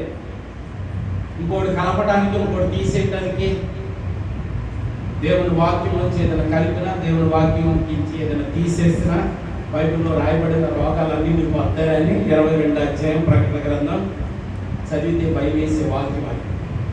22 అధ్యాయం చివరి అధ్యాయం, చివరి పుస్తకం. కాబట్టి గుర్తుపెట్టుకోండి, దేవుడు చెప్పింది చెప్పినట్టు చేసుకుంటూ వెళ్ళాలి అంతే. అప్పుడు నీ ఆత్మ ఫలిస్తుంది. గుర్తుపెట్టుకోండి. ఇక్కడ మీరు గమనించినట్లయితే గోధుమ పిండి అవి చేసినట్టు మీరు గమనించండి దయచేసి. గోధుమ పిండి అని సింపుల్ గా చెప్పేస్తున్నాం కాబట్టి అసలు గోధుమ పిండిగా రావడానికి దానికి ముందు ఎన్ని జరగాలి? పిండి చేతిలోకి రావడానికి దానికి ముందు ఎన్ని జరగాలంటే గోధుమ గింజ. అసలు గింజ, ఆ గోధుమలు ఎక్కడ ఉంటాయి? గోధుమలు ఎక్కడ పండుతాయి? లోకంలో ఉంటాయి, పొలంలో ఉంటాయి. మీరు మత్తయి సువార్త 13:38 వచ్చిన ఒకసారి చదవండి స్పీడ్గా, త్వరగా. ఎందుకంటే ఆ గోధుమ గింజ నువ్వు నేను, ఆ గోధుమ గింజ దేవుని సంఘం, ఆ గోధుమ గింజలో దేవుని విశ్వాసం, ఆ గోధుమ గింజలో దేవుడు కోరుకున్నటువంటి ఆత్మలు. జాగ్రత్తగా చూడండి ఒకసారి చదవండి. మత్తయి 13:38 అనుకోండి. ఏంటంట? చాలా సింపుల్ సెంటెన్స్. లోకం ఏంటంట? పొలము. లోకము అంటే లోకం ఏంటి? పొలము. ఇప్పుడు మనం ఎక్కడ ఉన్నాం? లోకంలోనే ఉన్నాం కదా. అంటే ఇప్పుడు మనం ఎక్కడ గోధుమ గింజలు, పొలం లోకం అంటున్నాడు కదంటే, లోకమే పొలం అంటుంది కదా బైబిల్. ఆ గింజలు మనమే. ఇప్పుడు ఆ గింజలు ఎక్కడికి వెళ్ళాలి? లోకంలోనే ఉంటే, లోకమనే పొలంలోనే ఉంటే అంట. బాగా చూడుతుందా మీకు? నేను ఏం చెప్పదలుచుకున్నానంటే, దీని ద్వారా, ఈ సన్నిధి రొట్టెల బల్లల ద్వారా నేను ఏం మాట్లాడదలుచుకున్నానంటే, ముఖ్యంగా ఆ గోధుమ గింజ నువ్వు నేను. 7 పాఠాలు చెప్తానన్నాను కదా. మొట్టమొదటి పాఠం ఏంటో చెప్పమంటారా? లోకం అనేటువంటి పొలంలోంచి నువ్వు కొయ్యబడాలి. ఇది ఫస్ట్ పాయింట్. నువ్వు కొయ్యబడకపోతే పిండికి ఎట్లా మార్చబడతావు అసలు? అక్కడ లోకంలోనే ఉండిపోతే వీడు చేయాల్సిన పని ఏంటో తెలుసా? ఒక సేవకుడు అనేవాడు చేయాల్సిన పని ఏంటో చెప్పమంటారా? నువ్వు ఆశీర్వదించబడతావు, నీకేంటి నీటి పొందుతుంది, నీకు ఆదరణకరమైనటువంటి మాటలు ఇవి కాదు చేయాల్సింది. సేవకుడు చేయాల్సిన పని ఏంటంటే పొలము, లోకమనే పొలములో ఉన్నటువంటి గోధుమ గింజలను కోసుకొచ్చి ఇక్కడ తీసుకురావాలి. లోకములోంచి నిన్ను వేరు చేయటమే పాస్టర్ చేయాల్సిన పని. దేవుని గట్టిగా స్తోత్రం. లోకమనే పొలంలోంచి నువ్వు కొయ్యబడకపోతే నువ్వు పిండిగా మారవు. అసలు లోకంలోంచి నువ్వు కొయ్యబడకపోతే నువ్వు రొట్టెగా మారవు. లోకంలోంచి నువ్వు కొయ్యబడకపోతే దేవుని సన్నిధి, దేవుని రాజ్యం అనేటువంటి కొట్టులోకి నువ్వు కూర్చబడకపోతే నువ్వు రొట్టెకి ఎట్లా మారుతావు? 7 రోజులు దైవ సన్నిధిలో రొట్టెలు ఉండాలని దేవుని వాక్యం చెప్తుంది. అసలు రొట్టెగా మారాలంటే ముందు నువ్వు కొయ్యబడాలి కదా. రెండింటికి ఎట్లా అనుకూలంగా ఉండగలుగుతావు? నువ్వు దేవుని బలలోను, దెయ్యపు బలలోను ఎలా ఉండగలుగుతావు? దేవుని భోజనానికి వేరే భోజనానికి తేడా లేదా? 2 భోజనాలు, ఒక గోధుమ గింజ పొలంలోనూ దేవుని ఇంట్లోనూ ఉండగలుగుతా? ఒకే గోధుమ గింజ లోకములోనూ, లోకమనే పొలములోను, దేవుని ఇల్లు అనబడే సంఘములోనూ ఉండగలుగుతా? కొట్లోనూ పొలంలోనూ ఒకే చోట ఉండగలుగుతా? ఉంటే లోకంలో ఉండాలి, లోకమనే పొలంలో ఉండాలి. లేదా పోసేసాడు అనుకోండి, కొట్లో ఉండాలి, గానలో ఉండాలి, పురుల్లో ఉండాలి. 2 చోట్ల ఉండటానికి గోధుమ గింజ సాధారణమైన విషయం అది. కానీ ఈరోజు అది జరుగుతుందా? ఆ గింజ అక్కడ ఉంటుంది, ఇక్కడ ఉంటుంది. అక్కడ ఉన్నప్పుడు అక్కడ గింజ, ఇక్కడ ఉన్నప్పుడు ఇక్కడ గింజ. కాబట్టి గుర్తుపెట్టుకోండి, కోయబడాలి మొట్టమొదటి పాయింట్. లోకము పొలము దేవుని వాక్యం చెప్తుంది. ఆ పొలంలో ఉన్నటువంటి పంట ఏంటంటే గోధుమ పంట, ఆ గింజ ఏంటంటే నువ్వు నేను. దేవుణ్ణి ఆరాధించే బిడ్డలు మొట్టమొదటిసారిగా చేయాల్సిన పని ఏంటంటే లోకం నుంచి మనం వేరవ్వాలి. దేవునికి స్తోత్రం. ప్రత్యేకపరచబడాలి, సపరేట్గా ఉండాలి. మీరు నాకు ప్రత్యేకం అన్నాడు దేవుడు, మీరు నాకు ప్రతిష్ఠిత జనం అన్నాడు ఆయన. నేను ఏర్పరచుకున్నానని చెప్తున్నాడు. కాబట్టి మొట్టమొదటి పాయింట్ ఏంటంటే ఏ సేవకుడైనా చేయాల్సిన పని ఏంటో తెలుసా? లోకాచారాలు, లోక సాంప్రదాయాలు, లోక కట్టుబాట్లు, లోక నియమాల నుంచి నువ్వు కొయ్యబడకపోతే దేవుని ఇల్లు అనే కొట్టులో నువ్వు రావు. దేవుని సంఘం అనే కొట్టులో నువ్వు ఒక గింజగా ఉండలేవు. ముందు లోకం వచ్చి నువ్వు కొయ్యబడాలి. కాబట్టి ఫస్ట్ పాయింట్ ఏంటంటే కొయ్యబడాలి. ఇప్పుడు మోషేకు పంపించాడు ఐగుప్తుకి దేవుడు. పంపించి ఏం చెప్పారు? అమ్మో, నా బిడ్డలు అబ్రహాముకు నేను మాట ఇచ్చాను, నా బిడ్డ ఐగుప్తులు బాధపడుతున్నారు, కానీ నువ్వు వెళ్ళి పరువుతో మాట్లాడేసి వాళ్ళందరికి అక్కడే డబుల్ బెడ్రూమ్ ఇది కట్టించి ఇచ్చేది, నేను మాట్లాడతాను అన్నాడా? అక్కడ అక్కడి నుంచి తెమ్మన్నాడా? మాట్లాడాలి మీరు. అక్కడే ఉండి చాలా సుఖాలు ఇమ్మన్నాడా? లేకపోతే అక్కడి నుంచి చాలా బయటికి తెమ్మన్నాడా? అంటే కోసి తెచ్చే ముందు బయటికి, అక్కడే ఉండి సుఖాలు కాదు. నీ ఆచారం నీవే, నీ సాంప్రదాయం నీవే, నీ కట్టుబాటు నీవే, నీ లోకం నీవే, నేను వచ్చి ప్రార్థన చేయాలి. నువ్వు అక్కడే పెట్టి నేను నీళ్లు పోయాలా? నీకు అడవి ఒలివ మొక్కల్లో మంచి ఒలివ ద్రాక్ష మొక్క నేను పెట్టి అక్కడే నీళ్లు పోయాలా? నేను అక్కడి నుంచి పీకి తేవాలా? ఐగుప్తు అనేటువంటి అరణ్యంలో వచ్చి పీకి తేవాలి, ఇక్కడికి తెచ్చి నీళ్లు పోయాలి. ఇప్పుడు అదే జరుగుతుందా? అది జరుగుతుందా? నిజం చెప్పండి. ఈరోజు పెద్ద పెద్ద సంఘాల్లో పెద్దల మాటే నాలుగు పాస్టర్, ఆడి కట్టుబాట్లే, ఆడి సాంప్రదాయాలే. ఆ సంఘం అంతా ఏం చెప్తే అదే. ఆడు లోకంలోనే ఉంటారు, నేను అక్కడికి వెళ్ళి ప్రార్థన చేయాలి. ఆడు లోకంలోనే ఉంటారు, అక్కడే నీళ్ళు పోయాలి. నేను మీరు ఇక్కడే పెరగండి, మీరు ఇక్కడే సుఖాలు మీరు మీదే. కానీ దేవుని వాక్యం అంటుంది నువ్వు కొయ్యబడాలి. నువ్వు కొయ్యబడకపోతే దేవుడి సన్నిధిలో, దేవుని సముఖంలో, దేవుని సమక్షంలో శాశ్వతంగా ఉండగలిగే రొట్టిగా మారవు. కోయబడాలి, గుర్తుపెట్టుకోండి. అందుకే దేవుని వాక్యం ఎస్కేల్ గ్రంథం అనుకుంటా 16వ అధ్యాయంలో చక్కచక్క ఒకసారి చదివేసామా? ఎస్కేల్ గ్రంథం 16వ అధ్యాయము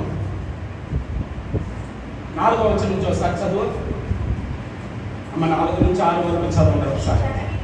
జాగ్రత్తగా వినండి, జాగ్రత్తగా వినండి. ఏంటిదే? నీ పుట్టిన విధానం చూస్తే ఒక్కసారి వినండి, అర్థం చేసుకొని పెద్దలందరూ నాకంటే ఎక్కువ మీకే కావాలి ఈ అంశం. తల్లి బిడ్డ తల్లి కడుపులో ఉన్నప్పుడు తల్లి బొడ్డుకి బిడ్డ తల్లి పేగుతున్న బిడ్డ బొడ్డుకి మధ్యలో దాని పేరు బయట చెప్తుంది ఏమని? నాభి సూత్రం. బొడ్డు పేగు తల్లి ద్వారా పెట్టుకెళ్తాం. ఎన్ని ఓర్చుకుంటుంది అమ్మ రోజున? ఎవరి కోసం? తినాలని ఉంటుంది. తేడా ఎవరికి వస్తుంది? బిడ్డకు వచ్చేద్దని అన్ని ఓర్చుకుంటుంది. ఎందుకంటే ఈ తల్లి పేరు బిడ్డ నాదితో కనెక్ట్ అయి ఉంటుంది. నేను తిన్నది నాతో పాదో నా బిడ్డకి వెళ్తుంది, నా బిడ్డ ఆరోగ్యం పాడు చేద్దే అని తినాలని ఉన్న నూరు కట్టుకుంటుంది. ఎట్ట పెడితే అక్కడ కూర్చోలేదు, నా బిడ్డకి ఎక్కడ కాలంకర వస్తుందో కన్నొక్కరు వస్తుందో అని. ఏమంటాడో చూసారా? ఎందుకంటే బిడ్డ తల్లి కడుపులో ఉంది కాబట్టి పోయకూడదు. నాభి సూత్రం అక్కడ లోపల ఉండగానే కోతి ఏమవుద్ది? తల్లి పేగు కోసేది ఏమవుద్ది? బిడ్డ చచ్చిపోదు. బిడ్డకి ఆహారం ఏమవుతుంది కదా, బయటకు వచ్చే కూడా అదే పేగు అట్టాగే ఉంచితే ఎప్పుడు కొడుతారు? మా పుట్టిన అక్కడికి చెల్లెడికి పుట్టిన పిల్లలందరికీ కూడా పేగు మెండేసి పుట్టారు. పుట్టగానే చూడనివ్వాలి మమ్మల్ని, మమ్మల్ని చూడకూడదట కదా. ఎప్పుడు స్నానం చేపిస్తారు కదా, అప్పుడు ఒక అదేంటి మొంత లాంటిది మూకిడి లాంటిది తెచ్చి దానిలో నూనె పోసి దానిలో మాకు అందులో చూపించి ఏంటి చాలా తత్వంగా చేశారు. ఆ పేరు ఎప్పుడు తిప్పుతారు? మామూలు కొంతమంది పురుడు స్నానం అప్పుడు తిప్పుతారు అనుకోండి. కట్ చేస్తారు. నాభి సూత్రము. మరి తల్లి కడుపులో ఉన్నప్పుడు ఆ నాభి సూత్రం పోయకూడదు. మరి బయటకు వచ్చిన తర్వాత పొయ్యబడాలా పొయ్యబడద్దా? దేవుని వాక్యం అంటుంది పొయ్యబడాలా, నాభి సొత్తును పొయ్యబడాలి. నీ అంతటి నువ్వు బతకాలని, నీ అంతటి నువ్వు తినాలని, నీ అంతటి నువ్వు దేవుని మీద ఆధారపడాలా. ఎవడి మీద కాదు ఆధారపడాల్సింది.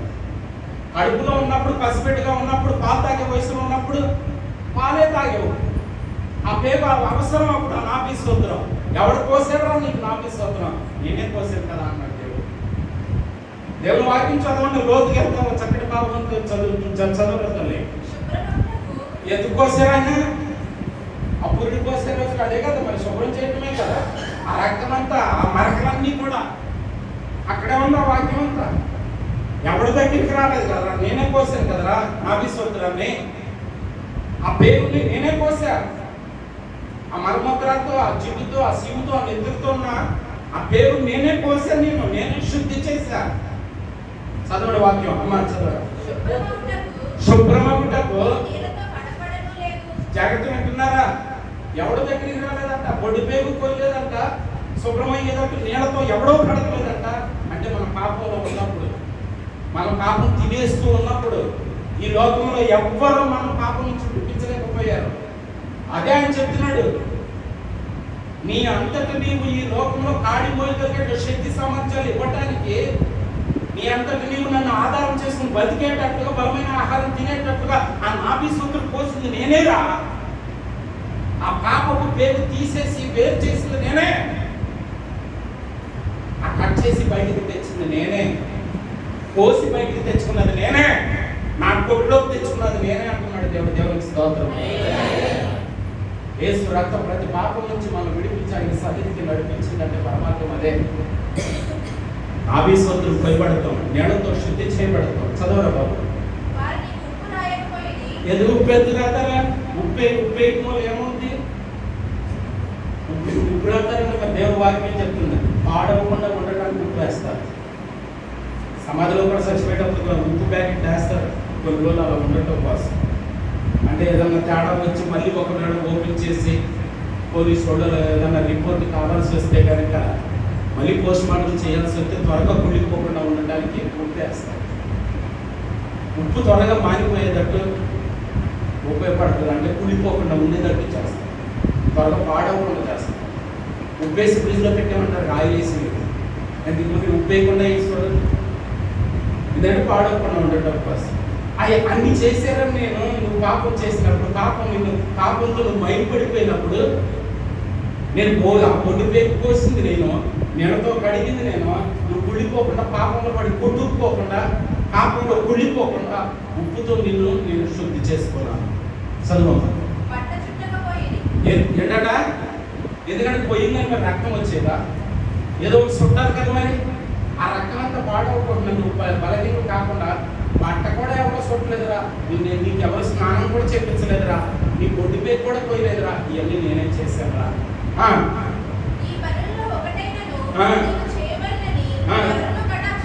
అతను మీకు ఎప్పుడో ఈ లోకంలో వెంకటేశ్వర స్వామి చెప్పి గోపులం చెప్తున్నా, ఏ దేవుడు చేయరా, నేనే దిగి వచ్చి చేశాను కదా అంటున్నాడు. దేవుడు స్తోత్రం చెప్పండి. పాపం ఎవరో తీరా, ఆయన ఒక్కడే చేసాడా ఆ పని. అయినా నీకు నా మీద చాలేదు అన్నట్టు మాట్లాడుతున్నాడు దేవుడు. చేసేది ఇంకేం చెప్పు, నేను వివరంగా ఆయనే చెప్తున్నాడు. ఆ పాపం మనం తినేసే లోపు తినేస్తున్న సంగతి తెలియకుండానే ఆయన దిగొచ్చి అవన్నీ చేశాడు. ఆ పేరు కొయ్యటం చేశాడు, నీళ్ళతో కడగటం చేశాడు, కుడిపోకుండా పాపంలో పడి కుడిపోకుండా ఉప్పేయటం చేశాడు, రక్తం అంతా కారిపోయి నీరసించిపోకుండా పట్ట శుభ్రతం చేశాడు, రక్తంతో శుద్ధి చేసి నీళ్ళతో కడిగి. చూసారా? పుట్టిన నాడే బయట ఆరవేయబడి వేరే అప్పుడు పారేక్కలేదు, ముడకంచెల్లో హాస్పిటల్ వదిలేసి రాడు కదా. దేవుని వరకు అప్పుడే చెప్పింది. నా ఖాతా ఒకసారి చూడండి, కొంతమంది తల్లి అసలు బిడ్డలు ఎత్తుకోరు, తొలిది అనుకున్నారు. ఎందుకంటే చూడటానికి అంత అసహ్యంగా ఉంటారు పిల్లలు. పుట్టగానే చూస్తారు, ఆ పేరు వేసుకుని, ఆ జిప్ వేసుకుని, ఆ పెద్ద పెరుగుతాటే. కానీ ఆయన ఏం చెరగపడ్డాడంట, గబగబా వచ్చేసాడు, పేరుకు వచ్చేసాడు, గబగబా వచ్చేసి నెలతో కడిగేసాడంట. కళ్ళ వచ్చేసి పొత్తుగుడ్డుతో సుట్టేసాడంట, ఎత్తేసుకున్నాడు. దేవునికి ఎక్కడ స్తోత్రం. అందుకే తోడమయ్యాం మనం, అందుకే తోడమయ్యాం మనం. అప్పుడే రాకపోతే ఏమైంది? ఏమీ లేదు. అమ్మ చేసింది, నాన్న చేసింది, డాక్టర్ చేశాడు, నర్సు చేశాడు అనుకోమాకండి. ఆయనే చేశాడు, ఆడ ద్వారా ఆయనే చేశాడు. ఆయన చెప్తున్నారు అక్కడ, నేనే పోసాను, నేనే కడుక్కున్నాను, నేనే శుద్ధి చేసుకున్నాను. కాబట్టి బాగా అర్థం చేసుకోండి, లోకంలోంచి పోయబడాలి. లోక ఆచారాలు, లోక సాంప్రదాయాలు, సంఘాన్ని దృష్టిలో పెట్టుకుని నేను మాట్లాడుతున్నా, దేవుని దృష్టిలో పెట్టుకుని మాట్లాడుతున్నాను. దేవుడు కోరుకుంటున్నాడు, మొట్టమొదటిసారిగా నువ్వు లోకం అనే పొలంలోంచి పోయబడాలి. అదే నా ఆరాధన, అదే నేను లోకంలోనే ఉంటాను. పాస్టర్ మీరు వచ్చి నా కోసం ప్రార్థన చేయండి, తప్పు. మోషే ఎల్లో ముందర బయటికి తెచ్చేకే మిగతాయన్ని, లోకంలోంచి బయటకు వచ్చేకే దేవుడి నుంచి నివేదన పొందుకుంటానే. లోకము పొలము, ఆ పొలంలో గోధుమ గింజలు నేను. మొట్టమొదటి పాయింట్, లోకం అనే పొలంలోంచి కొయ్యబడాలి. రెండో పాయింట్ ఏంటంటే దేవుని సంఘం అనే కొట్టులో కోర్చబడాలి. కోశం అక్కడే వదిలేసి వస్తే, కోసింది అక్కడే వదిలేసి వస్తే, దేవుని వాక్యం మూర్తిని అంటుందే, పాస్టర్ అనే ప్రతి ఓడు కూడా చేయాల్సిన పని ఏంటంటే కోసేవాడుగా ఉండాలి. ఏంది అంటే వీడు కోసేవాడు అయితే మరి కొయ్యటానికి ఒక కత్తి కావాలిగా. ఆ కత్తి ఏంటో తెలుసా? సువార్త కత్తి. సేవకుడు కోసేవాడు. సువార్త అనే కత్తి ద్వారా ఎట్లా వస్తాడు? మరి సువార్త చెప్తేనే కదా ఈ దేవుడే రక్షించగలడు, ఈ దేవుడే పాప విముక్తి చేయగలడని వాళ్ళకి అర్థమయ్యేది చెప్తేనే కదా వాడు వచ్చేది. సో మంచి వార్త, సువార్త, క్రీస్తుని గురించినటువంటి వార్త వెళ్ళి మనం చెప్పినప్పుడు ఆ సువార్త అనేటువంటి పడవలు పట్టుకుని ఈ సువార్త ఇప్పుడు వెళ్ళి ఇప్పుడు నిజంగా అది జరుగుద్దా? మీరు ఆల్రెడీ పోయిబడిన వాళ్ళు, పోయిబడి పట్టే కదా ఎక్కడ ఉన్నారు. మరి నేను ఎవరికి చెప్తున్నాను? నీకే చెప్తున్నాను. పోసినట్టు ఎట్ట పోతాం ఇంకా. కాబట్టి బాగా చాలా తప్పు చేస్తున్నాం క్రైస్తవ జీవితంలో. నువ్వు ఎక్కడుంటే అక్కడ నువ్వేం చేయాలంటే ఇంకో గింజను త్యాగలగాలి. లోకం అనే పొలంలో వచ్చి ఇంకో గింజను త్యాగలగాలి దేవుని కొట్టులోకి, దేవుని ఇంటిలోకి. రెండో పాయింట్ అదే. మొదటిది కోయబడతాం, రెండోది కూర్చబడతాం. ఎక్కడ కూర్చబడాలి? దేవుని ఇల్లు, దేవుని సంఘం, దేవుని రాజ్యంలో కూర్చబడాలి. ఎక్కడ పడితే అక్కడ మళ్ళీ పలుకు ఎరువులు పందికొక్కులు తినేది ఎక్కడ పడితే అక్కడే. కోయబడిన గింజ దేవుని ఇంటిలో కూర్చబడాలి. దేవునికి స్తోత్రం. అర్థమవుతుందా మీకు? అలా కూర్చబడేటట్లుగా చేసేవాడు ఎవడైతే ఉంటాడో ఆడే సేవకుడు. అలా కోసేవాడు ఎవడుంటాడో ఆడే సేవకుడు, ఆడే పాస్టర్. మిగతా ఆయన అబద్ధాలే, నేను నమ్మినా నమ్మకం. ఆయన అందుకే పంపించారు, మీరు వెళ్ళండి. అంతేగా మరి దాని అర్థం, మీరు సర్వ సృష్టికి వెళ్ళి ఏం చేయాలి? పొయ్యండి, కోసి తండి.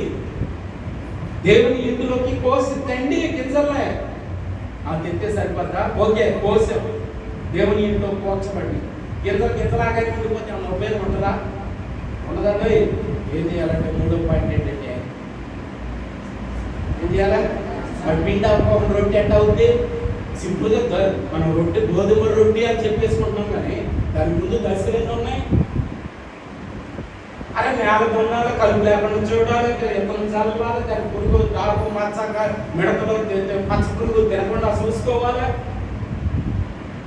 ఆ పంట పండిన తర్వాత కొయ్యాలి, కొట్లో పోర్చబడాలి. మూడోది ఏంటంటే పిండి అయ్యేటట్లు ఏం చేయాలి? కాబట్టి నువ్వు చేయాల్సిన పని ఏంటో తెలుసా? ఏం చేయాలి? గోధుమలు రోడ్లో వేసి బ్రహ్మ ఏమన్నారు? దంచాలి. మరి దంచుతున్నప్పుడు ఎట్లా ఉండదు గింజకే? అర్థం చేసుకోండి. మీరు కొంచెం రోజులు పెద్దలే కాబట్టి చెప్పాను, నాకు బాగా దంచడం వచ్చు. ఎందుకంటే నలుగురు ఆడాడు కదా మాకు. మరి సూడిదులు పంపించాలంటే ఒక్కొక్క ఊరికి ఒక్కొక్క పెద్ద పెద్ద ఆవులు ఉండే కాదు. ఇన్ని కేజీల లడ్డూలు, ఇన్ని కేజీల మూర్తి, ఇన్ని కేజీల సలివిడి. ఎవరికి ఇప్పుడులాగా ఏమి లేవు. అప్పుడు స్వగృహం సీమి లేవు. ఇప్పుడు సలివిడి కూడా కొనుక్కొచ్చేస్తున్నారు కదా. ఇక్కడైతే అక్కడ దాకా ఆగిపోతూ ఉంటుంది. దాని నిండా ఏగలో దోమలో అప్పుడు మనం ప్లేట్లో పెట్టగానే తీసుకోండి. ఎవరన్నా పెడితే మేము అసలు అమ్మగారు ముందుతో కూడా పెట్టుకోండి. పైగా జిగురుగా ఉంటుంది. ప్రతి బ్యాక్టీరియా ప్రతి చండాలంతా అడ్డుకుపోయి అట్టగా ఉంటుంది. అది పైగా పెట్టేవాడు పిసికి మరి పెడతా ఉంటారు తెచ్చి. మనం మాత్రం చాలా పద్ధతిగా కొనుక్కొచ్చారు. మనం ఏం పెట్టి చేసేదో మనకు అనేస్తాం. పైన 2 పక్కన ముక్కలు కనపడితే 2 జీడిపోతుంది. చాలా ఎక్కువ. అరే బతికి చెడిపోయేసరికి పులిహారతో సహా కొనుక్కొచ్చారు మన సెంటర్లో. పొరకరమేమేమి లేవు కదా. ఒక ఆడపిల్ల అక్కడికి పంపించాలంటే ఖచ్చితంగా ఆంధ్రకలందరూ వచ్చి అది ఒక పెద్ద కార్యక్రమం. ఆ రోజున పెద్ద పండగ. పెద్ద కళ్ళు వేసిపోయి రోడ్లు కుంది కడిగేసేసి పసుపు రాసేసి పెట్టేసేసి రోకల సబ్బులు కడిగేసి వాళ్ళు దంచినంత సేపు దంచేవాడు. ఆ తర్వాత నన్ను పిలిచేవాడు. బాగా దంచేవాడు. ఓపెన్గా చెప్తున్నా. వాళ్ళు అరగంట దంచితే నేను 10 నిమిషాల్లో దంచేసేవాడు. కానీ విచిత్రం ఏంటంటే రోడ్లో పిండి ఉండేది కాదు, చాలా దూరం పడేది. నేను బాగా బలంగా వేసాడు. మా అమ్మ ఏం చేసేది తెలుసా? నేను దంచుతున్నానంటే పెద్ద పరదా వేసేది. అంటే దాని అర్థం ఏంటి చేసి నేను పిండి గురించి మాట్లాడుతున్నాను. కొన్ని దంచుతున్నప్పుడు ఎదురు పడతాయి, బయటకు వచ్చేస్తాయి. దంచడానికి ఇష్టపడవు, పిండి అవటానికి ఇష్టపడవు, రొట్టిగా మారటానికి ఇష్టపడవు. కొన్ని అవి రాజకీయాలు చేస్తాయి. గుండెలో సంఘంలో రాజకీయాలు చేస్తాయి, బయటకు వచ్చేస్తూ ఉంటాయి. ఇంకో కొన్ని ఉంటాయి రోడ్లోనే ఉంటాయి, కానీ ఆ సందులోకి వెళ్ళిపోతాయి. కుంది సందులోకి వచ్చేసారా. అందుకే నా అమ్మ ఏం చేసేదంటే అట్ల కర్ర కానీ లేకపోతే ఏం చేసేదంటే ఆ కుందిని కింటాలు పోసేది. ఇంకొచ్చే మళ్ళీ సాగులు దాక్కున్నాయి. బాగా అర్థం చేసుకుని నేను దేని గురించి మాట్లాడుతున్నాను? పిండి గురించి, రొట్టె గురించి మాట్లాడతారా? దంచబడాలి. ఎందుకయ్యా దంచబడేది? పిండిగా మార్చబడాలి. పిండిగా ఎందుకు మార్చబడాలయా? నిత్యము నా సన్నిధిలో రొట్టె ఉండటం కోసం. దేవునికి స్తోత్రం. అంత తేలిక కాదు. దేవుని యొక్క సముఖంలో, దేవుని యొక్క సమక్షంలో, గుడారములో, దేవుని మందిరంలో, దేవుని ఇంటిలో నిత్యము ఒక రొట్టెగా మారి ఆయన సన్నిధిలో నువ్వు ఉండాలంటే ఈ దశలన్నీ ఉన్నాయి. కోయబడాలి, కోర్చబడాలి, రోడ్డులో దంచబడాలి, ఖచ్చితంగా దంచబడాలి. అక్కడితో అయిపోద్దా? దంచితే అయిపోద్దా? పిండి అవుతుంది. పిండి కూడా ఎక్కబడితే అక్కడ దంచితే సరిపోద్దా? మా అమ్మ ఏం చేసి నీళ్ళు దానికి రకరకాల నీళ్ళు ఉండేవి.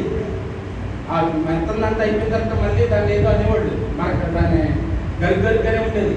మళ్ళీ అది వేసేవాళ్ళు. అంటే సరిగ్గా నలగనియ్యి. కొన్ని ఉంటాయి సరిగ్గా నలగనియ్యి. అవి అవకాశం చూసుకుంటూనే ఉంటాయి. కొన్ని దంచుతున్నప్పుడు బయట అడిగే కొన్ని ఉంటే, కొన్ని కుంది కింద దూరిపోయి కాక్కునే కొన్ని ఉంటే, కొన్ని నలిగినట్టే ఉండి నలగకుండా ఉంటాయి కొన్ని. కాబట్టి బాగా అర్థం చేసుకోండి. వీడు సరిగ్గా దంచేవాడా కాదా? నువ్వు పిండిగా మారడానికి ఇష్టపడుతున్నావా లేదా? గింజగానే ఉంటే రొట్టె అవ్వో. బాగా అర్థం చేసుకోవాలి.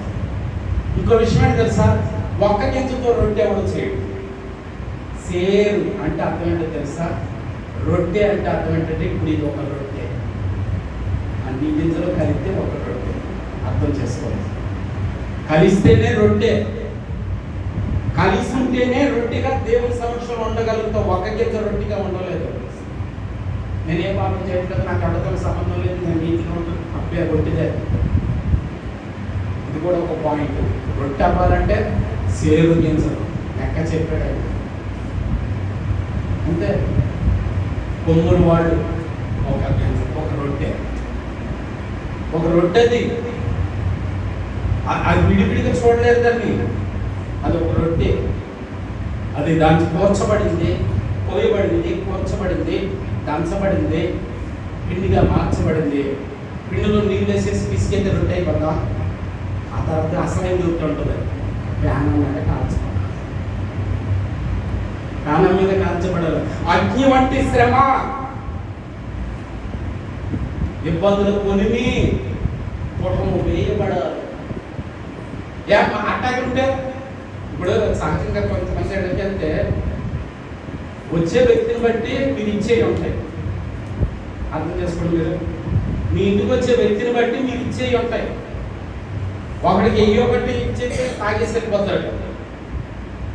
టీ వేరు, టీ లాంటి వేరు. కాఫీ వేరు, కాఫీ లాంటి వేరు. చపాతీ, ఒక్కొక్కటి చపాతీ చేస్తాడు, మళ్ళీ బిస్కెట్స్ మళ్ళీ చపాతీ చేసుకోవాలి. దాన్ని పిండిగానే ఉంటుంది. చుట్టూరు కొద్దిగా ఏముంది లోపంతగా ఉంటుంది. మళ్ళీ మధ్యలో సరిగ్గా కాల్చబడకపోతే ఎక్కువ రోజులు నిల్వ ఉంటుంది. ఏమంతమైంది మీకు? క్రీస్తులోకి వచ్చినటువంటి నీవు సరిగ్గా పుట్టము వేయబడకపోతే ఆయనలో ఎక్కువ స్థిరంగా ఉండలేవు. మళ్ళీ ఇంకోటి ఏదో కనపడితే ఎక్కిపోతావు, ఏదో లాగేస్తే ఎక్కిపోతావు. సరిగ్గా కాల్చబడాలి, సరిగ్గా దంచబడాలి, సరిగ్గా కూర్చబడాలి. కూర్చబడటం అనే పదం ఎందుకు వాడాలంటే అందరం కలిసి ఒక రొట్టిగా మారాలంటే కూర్చబడాలి. గోధుమ గింజ ఒంటిగానే ఉండకూడదు, అది రొట్టిగా మార్చడం కోసం కలిసి ఉండాలి. అర్థం చేసుకోండి. ఏ గింజ తేడా ఉన్నా రొట్టి మొత్తానికి తేడా అవుతుంది. రొట్టి మొత్తం విషయం అవుతే ఒక్క గింజ తేడా ఉన్నారు సరే. అర్థమవుతుందా మీకు? కాబట్టి కోయబడతం ఒక ఎత్తు అయితే, కూర్చబడతం ఒక ఎత్తు అయితే, దంచబడతం ఒక ఎత్తు అయితే, దంచిన తర్వాత పిండిగా మార్చబడతాం. రొట్టిగా మారగలిగే పిండిగా మార్చబడతాం. అర్థమవుతుందా? అందుకే అంటాడు దేవుడు యెషయా అనుకుంటా, ఒరే లోకంలోనే ఉండి పాస్టర్ తోటి ప్రార్థన చేయించుకుంటూ, పాస్టర్ తోటి కార్యక్రమాలు చేయించుకుంటూ ఉంటే దేవుని వాక్యం అంటుంది, నీ భక్తిహీనత వల్ల నీ పాపాన్ని నువ్వు మోసుకుంటూనే ఉన్నావురా, వదిలించుకోలేదురా. చూడండి ఒకసారి యెషయా. మనం లోకం నుంచి బయటికి రాకుండా మన క్రైస్తవులమే మరిగా లోకంలోనే ఉంటే, పోయబడకుండా ఉంటే, అక్కడే మొక్కగా ఉండి అక్కడే నీళ్లు పోయించుకుంటూ ఉంటే పాస్టర్ తోటి. యెషయా 5:18 అనుకుంటా. యెషయా గ్రంథం 5:18.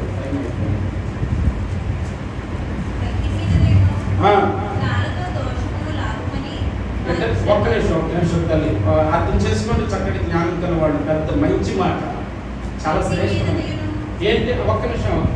భక్తి అంటే ఏంటి? డాక్టర్ దగ్గరికి వెళ్తే ఐరన్ టాబ్లెట్లు వెళ్తారు, నీళ్లు పోసుకున్నప్పుడు. ఎందుకు? రక్తహీనత అంటే బ్లడ్ తక్కువగా ఉండడం. బ్లడ్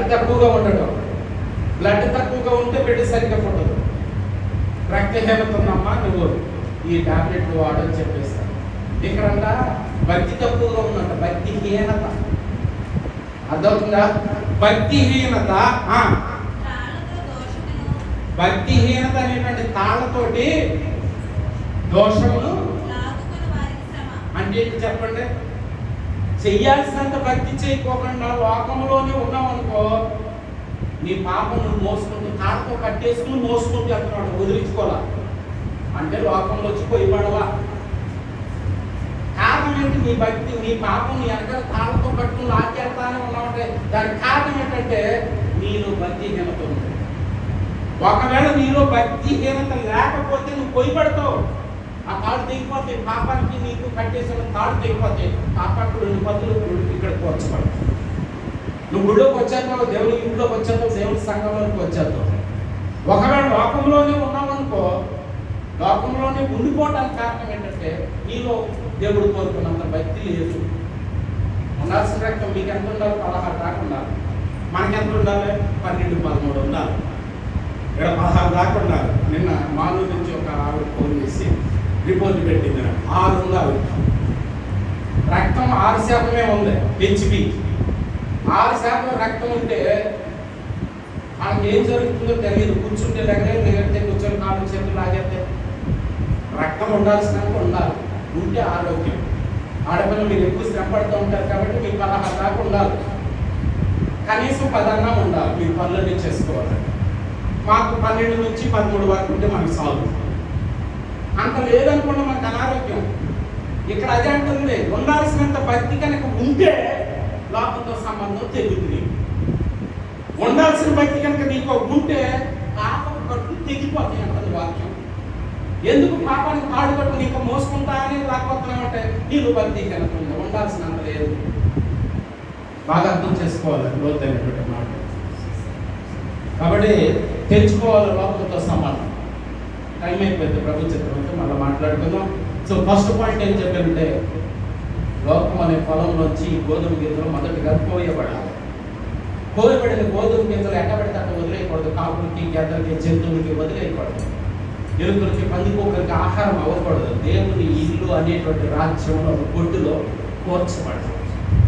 మూడో పాయింట్ ఏంటి అంటే, కోర్చబడిన గింజలు దంచబడాలి. ఎందుకంటే పొట్టు వదలాలి, మట్టు మనిషిత్వం అంతా వదలాలి, లోకపరంగా అడ్డుకున్నాయన్నీ వదలాలి.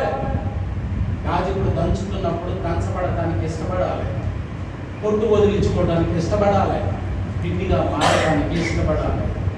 పిండి రొట్టెలో భాగం, రొట్టెగా మారి సముఖపు సన్నిధిలో మల్ల మీద 7 రోజులు అంటే అర్థం ఏంటి చెప్పండి? వారానికి ఎన్ని రోజులు? నెలలో వారాలే ఉండేది అంటే దాని అర్థం ఏంటంటే, ఎప్పుడు దైవ సన్నిధిలో ఉండాలంటే ఇన్ని స్టెప్లు ఉన్నాయి. ముందు కోయబడాలి, కోర్చబడాలి, మళ్ళీ కొట్టబడాలి, పిండిగా మారాలి, తర్వాత కాల్చబడాలి, ఆ తర్వాత కానీ మళ్ళీ మీద రాదు రొట్టె. అది కూడా ఎక్కడ? పరిశుద్ధ స్థలంలో దేవుని సముఖం అని రాసింది. అక్కడ దేవుని దగ్గరగా కూర్చోవాలంటే అన్ని జరగాలి. కాబట్టి ఆ పరమార్థాలు ప్రభు చిత్తమైతే నెక్స్ట్ వీక్ మనం మాట్లాడుకుందాం. కాబట్టి అర్థవంతంగా ఆరాధన చేద్దాం, దేవుడు కోరుకున్న రీతిగా బైబిల్ స్టడీ చేద్దాం, దేవుని అర్థం చేసుకుందాం, దేవుని ప్రేమను అర్థం చేసుకుందాం. ఏది ఎలా పోయినా సరే యెహోషువ అన్నట్టు నేను నా ఇంటి వాళ్ళు మాత్రం యెహోవానే. అది మనకి బలం, అది మనకి ఆరోగ్యం. మన బలహీనతలే మనకి రోగాలు. దేవుని ఎందుకు సరైన విశ్వాసం లేకపోవడమే రోగం. దేవుని మీద నమ్మకం ఉంటే రోగం ఉన్నా సరే రోగంతో సంబంధమే ఉండదు. దేవునికి స్తోత్రం. రోగానికి నీ మీద అధికారం లేకుండా చేస్తానన్నాడు. ఎందుకంటే మన మీద ఆయనకి అధికారం ఇచ్చాం కాబట్టి. మన మీద ఆయనకి అధికారం ఇచ్చేస్తే మనలో ఉన్న రోగానికి మన మీద అధికారం లేకుండా చేస్తాడు ఆయన. రోగం మనం ఏం చేయలేదు, ఉంటుంది కానీ ఏం చేయలేదు. పాలు పీకేసిన ట్రాన్స్ఫార్మ్, కొండ మీద చేసిన తేలు ఏమీ చేయలేదు. ఆయన ఇది చేశాడు. మరణ పొమ్ములు, రోగ పొమ్ములు. అర్థం చేసుకోండి, మనోధైర్యం కలిగి ఉండండి, సంతోషంగా ఉండండి, కలిసి మాట్లాడుకుంటూ ఉండండి, కష్ట సుఖాలు చెప్పుకుంటూ ఉండండి, ఆంతర్యంలో దేవుని స్తుతించుకుంటూ ఉండండి. ఇంతే, ఇదే మానవ జీవితం. పెద్ద పెద్ద ప్రణాళికలు ఏం అవసరం లేదు. ఆంతర్యంలో చక్కగా దేవుని మీద ఆధారపడితే దేవుడు తన సమస్తాన్ని మనకు అనుగ్రహించి తన ప్రభువు మనల్ని నడిపించుకోగాక. చిన్న విషయం, మనకి ఈ నెల ఇది చివరి విషయానికి రేపు మనకి అక్టోబర్ నెల రాబోతుంది. ఈ అక్టోబర్ నెల 3వ తారీఖు నుంచి దేవుడు ఇశ్రాయేలుని ఐగుప్తులోంచి తీసుకొచ్చిన మొదటి రోజు. దేవుడు ఇశ్రాయేలుని ఐగుప్తులోంచి తీసుకొచ్చిన మొదటి రోజు. నెలలో ఇది మీకు మొదటి నెల అన్నాడు. అదే నెల ఏ నెల అంటే యాతానీము లేదా తిష్టి అంటాం. వాస్తవానికి 7వ నెల. ఆ 7వ నెల ప్రారంభం కాబోతుంది. ఆ 7వ నెలలోనే మనకి చాలా పండుగలు ఉన్నాయి. మొదటి పండుగ ఏంటి అంటే శృంగధ్వని పండుగ. అది మనకి వచ్చే నెల 3వ తారీఖున ప్రారంభం కాబోతుంది. శృంగధ్వని కూరల పండుగ, జ్ఞాపకార్థ శృంగధ్వని పండుగ. ఇశ్రాయేలుని ఐగుప్తు నుంచి బయటకు తీసుకొచ్చినటువంటి 7వ నెల మొదటి నెల చేశారు ఆయన. 7వ నెల అన్నమాట. అది 3వ తారీఖు శృంగధ్వని పండుగ. 2 రాత్రితో ప్రారంభం అవుతుంది. 2 రాత్రి మనకి ఇప్పుడు రాత్రి అయితే నాకంత ఇబ్బంది లేదు. నేను కాలేజీలో జాయిన్ అయ్యాను, ప్రైవేట్ కాలేజీలో. పగటి పూట మరి పర్మిషన్ ఇస్తేనే రావటం అనేటువంటి జరుగుతుంది. రాత్రి పూట ఇబ్బందులు అయితే ఉండవు. కాబట్టి 2 రాత్రి 3 పగలు శృంగధ్వని పండుగ. 2 రాత్రి 3 పగలు శృంగధ్వని పండుగ. అంటే ఈ యాతానీము మొదటి తారీఖు నెల. ఆ మొదటి నెల నుంచి 10 రోజులు లెక్కేయాలి. అంటే 3వ తారీఖు నుంచి 10 రోజులు లెక్కేస్తే 12వ తారీఖు పాప ప్రాయశ్చిత్త దినం. 12వ తారీఖు, వచ్చే నెల 12వ తారీఖు పాప ప్రాయశ్చిత్త దినం. అది 11వ రాత్రి 12 పగలు. అక్కడ అక్కడి నుంచి ఎవడైతే ఆయన సన్నిధిలో ఈ పాప ప్రాయశ్చిత్తం చేసుకుంటాడో వాడు యేసు ప్రభు అనేటువంటి పర్ణశాలలో సురక్షితంగా ఉంటాడు. అక్కడి నుంచి లెక్కేసుకుంటే 15వ తారీఖు అంటే పర్ణశాల పండుగ మనకి 17వ తారీఖు వచ్చింది. సో 17 పర్ణశాల పండుగ, 17 అంటే 16 రాత్రి. 16 రాత్రి నుంచి మనం 8 రోజులు చేసే పండుగ రెండే ఉంటాయి. పర్ణశాల పండుగ ఒకటి ఉంటుంది, పులియని రొట్టెల పండుగ అస్కాతో కలుపుకుని 8 రోజులు ఉంటుంది. చాలామంది మన దేవుని సంఘస్థులు దేవుని ఆజ్ఞను మీరేసి మొదటి రోజు వ్రత దినం మహాదినం అని చివరి రోజు కలుసుకుంటున్నారు. కానీ 29 అధ్యాయం సంఖ్యాకాండం చదివి చూడండి. ఏ రోజున గుడిలో నువ్వు ఏం చేయాలో రాశారు. ప్రతి 8 రోజుల్లో ప్రతి రోజు కూడా దైవ సన్నిధిలో నువ్వు ఉండాల్సింది, అంటే దేవుని సమక్షంలో ఉండాల్సింది. కాబట్టి 16 రాత్రి నుంచి 24వ తారీఖు సాయంకాలం వరకు 8 రోజులు పర్ణశాల పండుగ జరుగుతుంది. 16 రాత్రి, 17 పగలు మొదటి రోజు, 23 రాత్రి, 24 పగలు వ్రత దినము మహాదినము చివరి రోజు. ఈ 2 రోజులు ఖచ్చితంగా భోజన ఏర్పాట్లతో దైవ సన్నిధిలో అందరూ కలుసుకోవాలి. ఆ 2 విశ్రాంతులు, పండుగ విశ్రాంతి, మొదటి రోజు చివరి రోజు. మధ్యలో ఏం చేయమన్నారంటే దైవ సన్నిధిలో కలుసుకోమన్నారు. కాబట్టి ప్రతిరోజు మనం ఇక్కడ వచ్చి కలుసుకోవటం సాధ్యపడదు. కాబట్టి ఆ 8 రోజులు మాత్రం ప్రభు చిత్తమైతే, ఎలా అయితే మీరు ఆన్లైన్లో ప్రేయర్కి వస్తున్నారు కాబట్టి పండుగల యొక్క పరమార్థం అంతా ప్రభు చిత్తమైతే ఆ 8 రాత్రులు కూడా ఆన్లైన్ ప్రేయర్లో మనం యథావిధిగా మంగళవారం రాత్రి ఎలా కలుస్తామో అలాగా ఆ కార్యక్రమాన్ని ప్రభు చిత్తమైతే కొనసాగించుకున్నాం. కాబట్టి అందరూ ప్రార్థన పూర్వకంగా, ఎందుకంటే ఇవి మీరు ప్రకటించవలసిన, చాటింపవలసిన యెహోవా నియామక కాలంలో ఇది మీ బాధ్యత. ఇవి నలుగురికి చెప్పాలి, నలుగురికి ప్రకటించాలి. 23వ అధ్యాయం లేవీకాండం 2వ వచనం చదివి చూడండి. అందరికీ దేవుడు ఇచ్చిన ఆజ్ఞ. ఇవి నేను ఏర్పాటు చేసిన పండుగలు కాబట్టి మీరు ఏం చేయాలంటే ప్రకటించాలి, అందరికీ తెలియచేయాలి, చాటింపు వేయవలసిన అని రాస్తున్నారు. అందరి బాధ్యత. కాబట్టి చక్కగా శ్రద్ధాభక్తులు కలిగి ఆత్మీయంగా చక్కగా ఇశ్రాయేలు చేసినట్టు ఈ పండుగ నేను చెయ్యం, మీరు చేయవద్దు. యేసు ప్రభువు నెరవేర్పు ఎలా జరిగింది అనే పరమార్థాలు మాత్రమే ఒక్కొక్కటి మొదలు తీసుకున్నదని. ఇది యేసు ప్రభు 2వ రాకడికి సంబంధించిన పండుగ. పాప ప్రాయశ్చిత్తం ఎవడికి వాడే గొర్రెపిల్ల రక్తంలో, యేసు రక్తంలో కడగబడితేనే పర్ణశాల లాంటి యేసు ప్రభువులో ఉండటానికి, అంటే ఆయన శరీరం ధరించుకుని వచ్చాడు కదా, అదే పర్ణశాల. యేసు ప్రభు జన్మదినానికి సాదృశ్యమైందే పర్ణశాల. సో ఆయన పర్ణశాలలో సురక్షితంగా మనం ఉండాలంటే మనం పాప ప్రాయశ్చిత్తం చేసుకోవాలి, పాపం నుంచి విడిపించబడాలి. కానీ 10 రోజులు అవకాశం ఉంటారు. దశమి నాడు అన్నారు. అందుకే 1వ తారీఖు నుంచి 10 రోజులు అవకాశం ఉంటారు. ఎవడైతే పాప ప్రక్షాళన చేసుకుంటాడో క్రీస్తులో ఉండటానికి వాడు అర్హుడై ఉంటాడు. అదే పర్ణశాల. కాబట్టి ఆ పర్వాలన్నీ కూడా ప్రభుత్వం అప్పుడు మాట్లాడుకున్నాం. ఈ పండుగల విషయంలో కూడా అందరూ ప్రార్థన పూర్వకంగా సిద్ధపడండి. అందరికీ వందనాలు. Thank you.